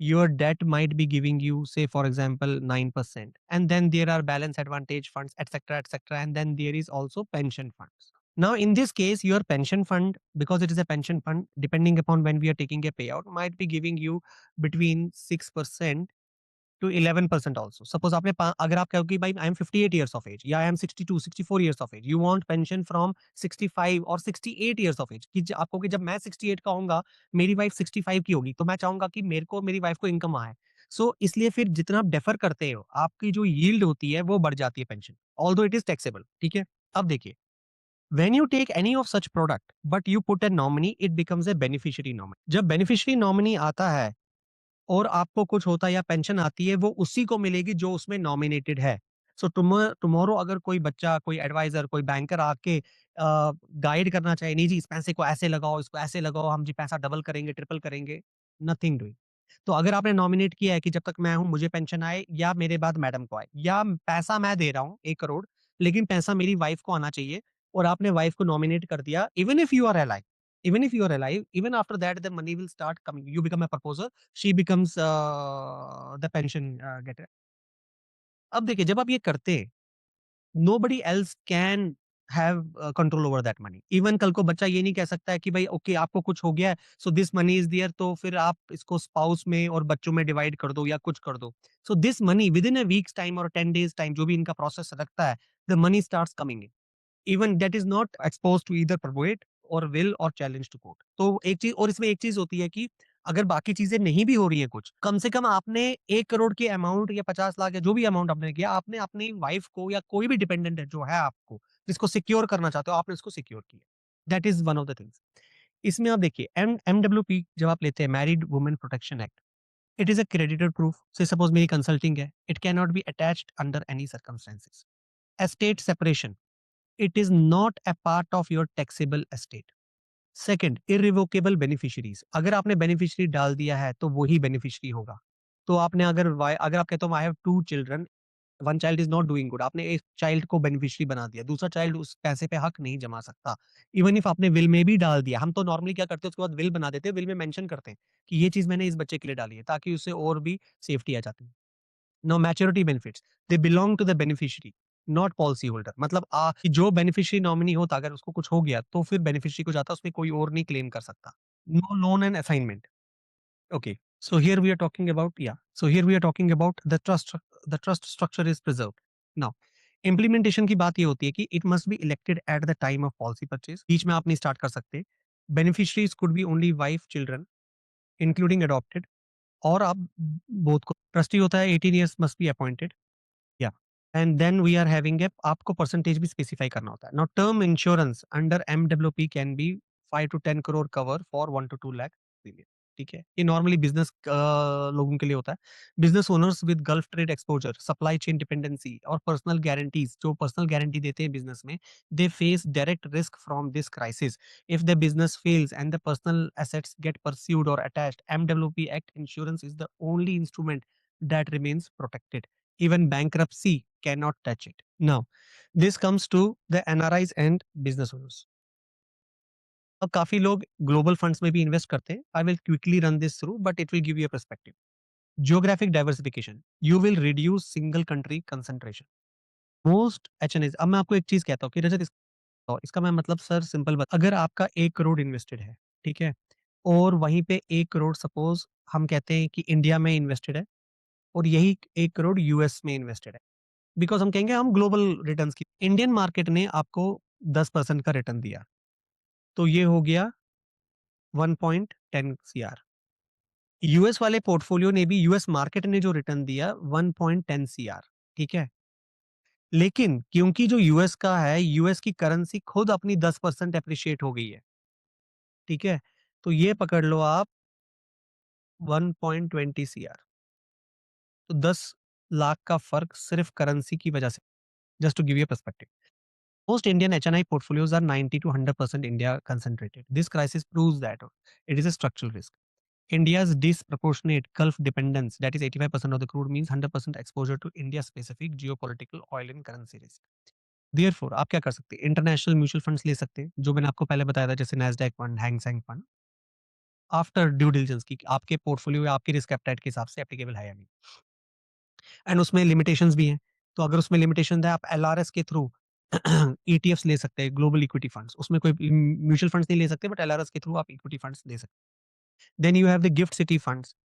इसमें लोग चाहते हैं India domiciled with global exposure, कि आप domiciled India में हैं, लेकिन आप ग्लोबली एक इन्वेस्ट करना चाहते हैं, तो गिफ्ट सिटी को, although if I am not wrong, $75,000 is the minimum investment that we are looking at, which is around 1.25 CR. Total equity, it's risky in that parlance, but this is also one of the options. NRIs, they are already diversified. They can balance their India and overseas intentionally, not accidentally, कि भाई मैं Indian हूँ और India में पैसे बेचता हूँ, तो चलो मैं इंडियन एक्सपोजर लेता हूँ। That should not be structured. And this has to be reviewed. Now, what is the target? The target is 10 to 20% of equity allocation in the international market. तो आप कितना करोगे?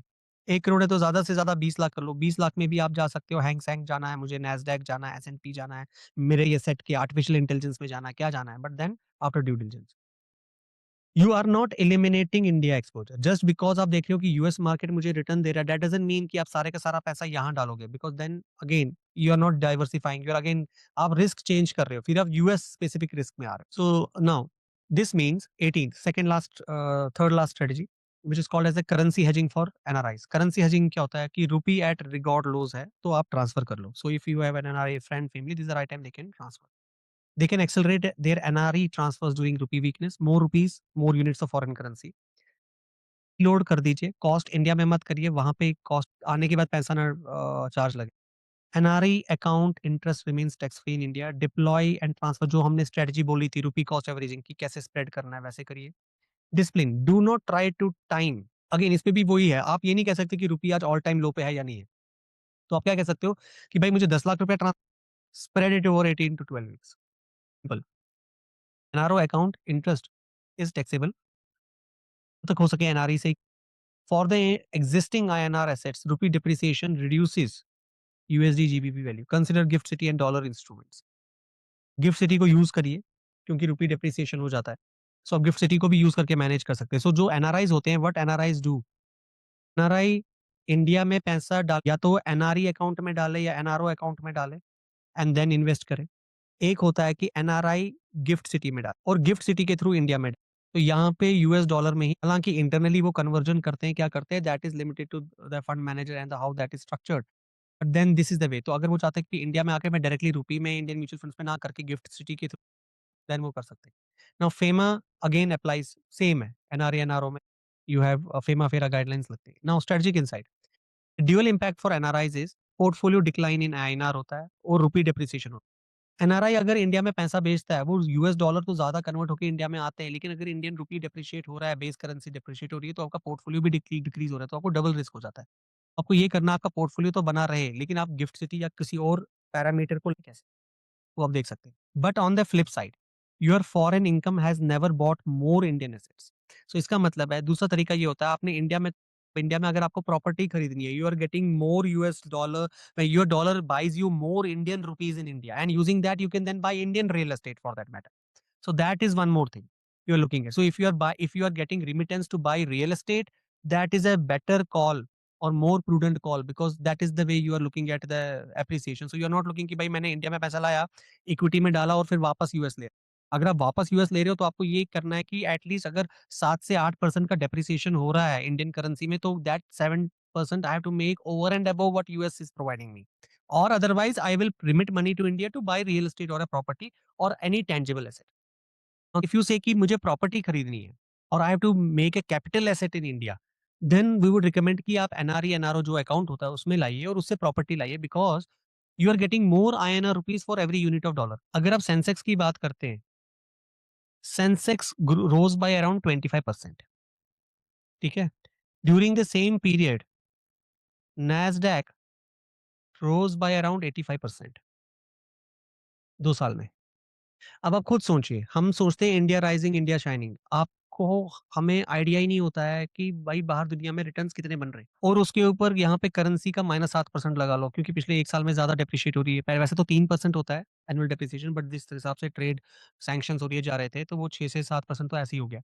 सो the point is, so therefore it is very prudent when we invest कि भाई हमें Nasdaq में भी देखने की, तो इसलिए तब हम कहते हैं कि ना, अपॉर्च्युनिटी कॉस्ट देखेंगे तो it is much better to buy a property using the funds transferred through NRE NRO account than investing in equity and then thinking कि I will take my money out.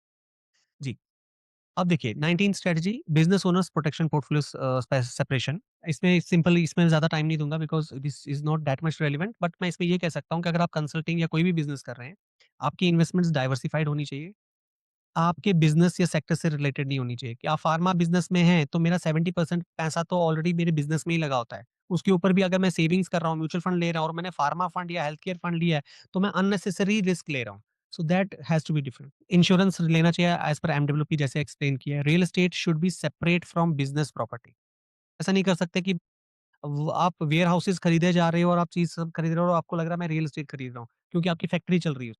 Because कल को अगर litigation हो गया, फँस गया, property fridge होगी, तो रियल एस्टेट आपका नहीं है, वो आपके बिज़नेस की लायबिलिटी की सो रियल एस्टेट भी सेपरेट होना चाहिए from business property. Liquid reserves, tier 1 and 3 जो मैंने ऑलरेडी बोला है, and then family's lifestyle funding, independent of business cash flow. So आपका लाइफ़स्टाइल आपके बिज़नेस के कैश फ्लो पे डिपेंड नहीं होना चाहिए। तो आपको ये भी देखना है कि भाई मेरे पास मेरा पोर्टफोलियो अलग से भी इनकम जनरेट करते थे। इसमें एक कॉन्सेप्ट होता है व्हेन पीपल से कि आई एम रिच, कब मेरे को पता चल जाएगा आई एम रिच? या हम कहते हैं ना कि I want to be financially independent. What does this financially independent mean? In number term, it means कि अगर आप कहोगे कि Rajat, uh, I am getting, say for example, I am getting a pension, और I say if I say I am working and I am getting say 70 lakhs per annum net of taxes. अगर मेरे को 70 लाख रुपया या आप पकड़ो 7 लाख रुपया मुझे महीना नेट ऑफ टैक्स हाथ में आ रही है, salary, my financial richness will be my monthly portfolio income. चाहे वो पोर्टफोलियो है, रेंटल्स है, combination of portfolio, rental, dividend, FD, interest, 7 lakh. The moment income from my investments equates my pension or salary, that is the moment I will say I am financially independent. I can let go of my job. This is the definition of this. So therefore business का balance sheet क्या होता है? Working capital and operational reserves ये छोड़ दीजिए। Business specific investments and expansion capital अलग करना होता है। पर्सनल गारंटीज़ होते हैं जो आपकी जितनी महीना बेनिफिट है। ट्रेड रिसीवेबल्स और सप्लाई चेन का एक्सपोज़र को कंट्रोल करिए। बिज़नेस इंश्योरेंस हम ले लीजिए जैसे keyman, trade credit and liability. Now इसमें एसिड टेस्ट क्या है? If your business fails tomorrow due to Gulf trade disruption और anything, can your family maintain the same lifestyle from personal assets alone? This is the reason when I was saying that जब हम even from my own perspective, जैसे बच्चे कहते हैं ना कि I want to be financially independent. Financially independent means your portfolio should be able to replace your income or last drawn salary. अब इसमें जो लास्ट स्ट्रेटजी आती है वो आती है defensive sector rotation. So what does defensive sector rotation means? That means tilt composition, not timing. पहली बात है हम यहाँ टाइमिंग नहीं कर रहे, हम composition change, adjust what you own in equity, not whether you own it और नॉट। ये नहीं डिपेंड करेगा कि आप ओन कर रहे हैं या नहीं कर रहे हैं, आपको बस ये देखना है कि आपको क्या ओन करना है इक्विटी में। जैसे फॉर एग्जाम्पल तो ईरान क्राइसिस है, what you will do is reduce your allocation to high crude commodity input cost. For example आप कहोगे कि मेरे पास एशियन पेंट्स है, मैंने 5 लाख रुपया एशियन पेंट्स में, केमिकल कंपनी में मेरा 3 लाख रुपया लगा हुआ है, 2 लाख मेरा airlines. Now, if because now these things have come and oil crisis is there, so obviously the paints, chemicals and airlines will be in loss. तो आप क्या करोगे? आप इसका एलोकेशन 5 लाख से रिड्यूस करके 4 लाख कर लोगे, इसको 3 से निकाल के 2.5 लाख कर लोगे, इसको रिड्यूस करके आप 1 लाख करो। High discretionary demand, consumer durables, premium retail जैसे कार-वार, टीवी, फ्रिज ये आप कम कर दोगे। गल्फ ऑपरेशनल जैसे कंस्ट्रक्शन, लॉजिस्टिक्स है, उसमें एलोकेशन कम कर दोगे। तो आप एग्ज़िट नहीं करेंगे। We are not timing the market, this is what I am saying it. So अगर 6 महीने, 8 महीने सेम चीज़ चलती है, so what I will do is if I am an exposure, I will reduce 50% allocation here and then I will move that money here. So you will move say 50% और 30%। Now that totally depends upon आप अपना portfolio और आपका manager जो है, wealth manager है, उसके साथ कितनी फ्रीक्वेंसी सेट है और क्या आपके पोर्टफोलियो मैनेजर के पास वो सारी कैपेबिलिटीज़ हैं। वो मैं क्यों कह रहा हूँ, सबसे बड़ी इंपॉर्टेंट चीज़ क्या होती है जब आप पोर्टफोलियो मैनेज करते हैं, आप देखते हैं कि भाई जो मेरा वेल्थ मैनेजर है, क्योंकि मैंने करियर शुरू किया था एचडीएफसी बैंक से and then I was with HSBC. So जब मैं एचडीएफसी बैंक में था, मेरे पास होता था इंश्योरेंस एचडीएफसी का। That was our 80% of job and 10% होता था होम लोन और 10% होता था म्यूचुअल फंड। लेकिन when I was with HSBC, I had mutual funds, equity था, वो बस एक रेफरल अकाउंट खोलना होता था और होम लोन भी आप समझो 2 लाख पर मंथ के हिसाब से। मगर जब हम म्यूचुअल फंड करते थे, so it was primarily mutual fund. Now the catch is when you are having a 2 crore of the portfolio or plus, does your wealth manager has a functioning trading desk? That means is he managing your stock portfolio? Does he have a mutual funds? Does he has bonds, both government and private? Does he have structured products? Does he have US, एक होता है US mutual fund जो हम India में invest करते हैं, एक होता है डायरेक्टली यूएस के platform. Does he has US platform for you to invest into? Does he have real estate और डज ही हैव डेरिवेटिव्स और इंश्योरेंस और any other product? Now why I am saying this? I am saying it because if I am a carpenter who has come at your home और आपके घर में कुछ problem है, the solution for me is a hammer to the every problem आई सी। मेरे पास हथौड़ा ही होता है। मेरे को लगता है मैं तोड़ता। So for me, every problem is a nail and every solution is a hammer. So when you have a wealth manager who is only a mutual fund distributor, he doesn't have a stock trading portal, he doesn't manage your global assets, he is not a real estate broker, he does not have that asset class. So many a time, if you are discussing with him real estate, he will say कि sir किसने real estate में पैसा बनाया? But there are people who have made money in real estate. There are people who have made money in stocks also. So you we will find everywhere a person has made. So in order for you to have an unbiased inputs or advice on your portfolio, you first have to see जिस doctor के पास आप जा रहे हो, आपको सारे products हैं या नहीं। नहीं तो अदरवाइज़ हमारी स्टोरी ये हो जाती है कि I am entering a Maruti showroom, I am talking with him about Ciaz. I'm talking with him about a sedan that I want to take, and he's selling me Ciaz or Desire and all those things. Although the best car suitable for me might be a Honda City or Corolla Altis or Skoda Octavia. But since I am at Maruti showroom, he will only show me that. He will not be able to show me the other things. So that is very important. Opportunities हैं, ये वही होता है कि मैं गाँव खेड़े में रह रहा हूँ।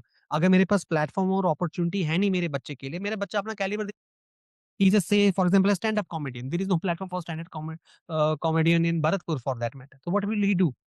So similarly here in wealth management, you have to ensure that First thing, do every arsenal is available with your manager for you or not, and then you take a call ki how you want that to be managed.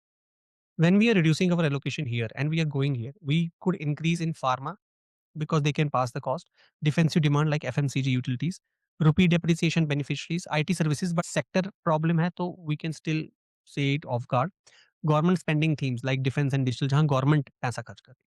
So what is the principle? So what is the main fundamental factor that will enable, that will guide us from here to here? It is, this is not about predicting कि कौन सा sector perform करेगा. We are not predicting this sector will perform. It is about reducing our portfolio sensitivity to the risk factor. कि कल को portfolio अगर 5-10% में और टूटने की कगार पे, कम से कम उसको मैं रिड्यूस कर लूँ. कम से कम अगर 10% बढ़ नहीं सकता है तो 10% लॉस भी ना हो, 1-2% ही बढ़े. So you are changing your portfolio beta to the crisis. No, beta का मतलब मैं सिंपल एक चीज बताता हूँ. बीटा आप हर बार सुनते होंगे. अगर Sensex is there 0.8 means less than 1. 0.8 है तो इसका मतलब अगर सेंसेक्स 10% टूटता है तो मेरा पोर्टफोलियो सिर्फ 8% ही टूटेगा. अगर मेरा बीटा 1.1 है, सो इसका मतलब है अगर सेंसेक्स 10% टूटता है तो मेरा पोर्टफोलियो अराउंड 11% टूटेगा. सो this is how normally it goes. So, what should be your reversion plan? When the crisis resolves, the plan is to gradually revert to the long term sector rotation. Do not become permanently defensive. ये नहीं कि हमने डाल दिया और फिर बैठ गए.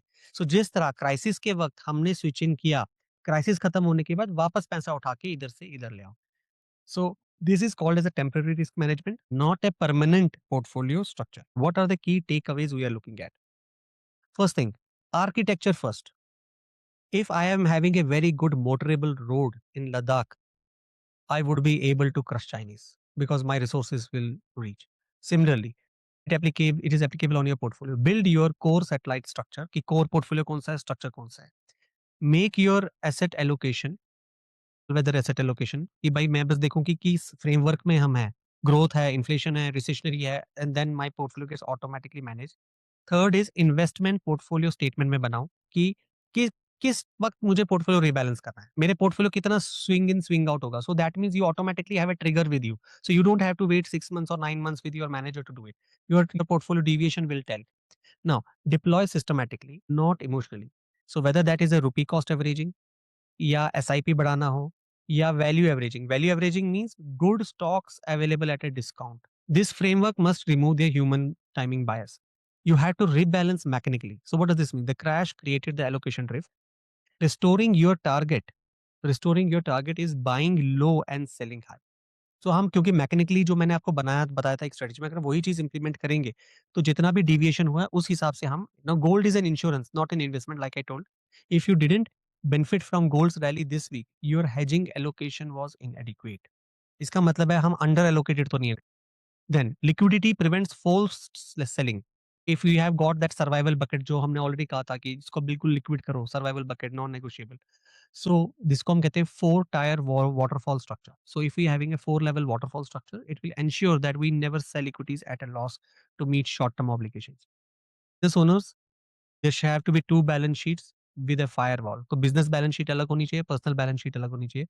Family's financial security cannot depend on your business surviving every crisis. Then there is an NRIs. Rupee weakness is an opportunity for systematic deployment. Transfer and invest via rupee cost averaging, not lump sum speculation. This is a framework and not a one time event. अच्छा sir आ गया इस sector में डालो इस sector से निकालो.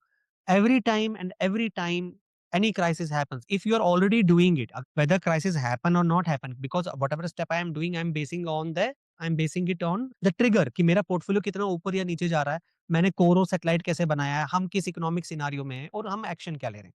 So these 20 strategies apply to every future crisis. So you have to document that in your IPS. So this is my WhatsApp code. अगर आप स्कैन करेंगे तो you will simply connect with me. मैं WhatsApp पे काफी बार broadcast करता हूँ privately different video links, different inputs which you can also subscribe to. तो जब आप मेरे ब्रॉडकास्ट लिस्ट में आते हैं, if you have saved my number, only then my messages will reach you.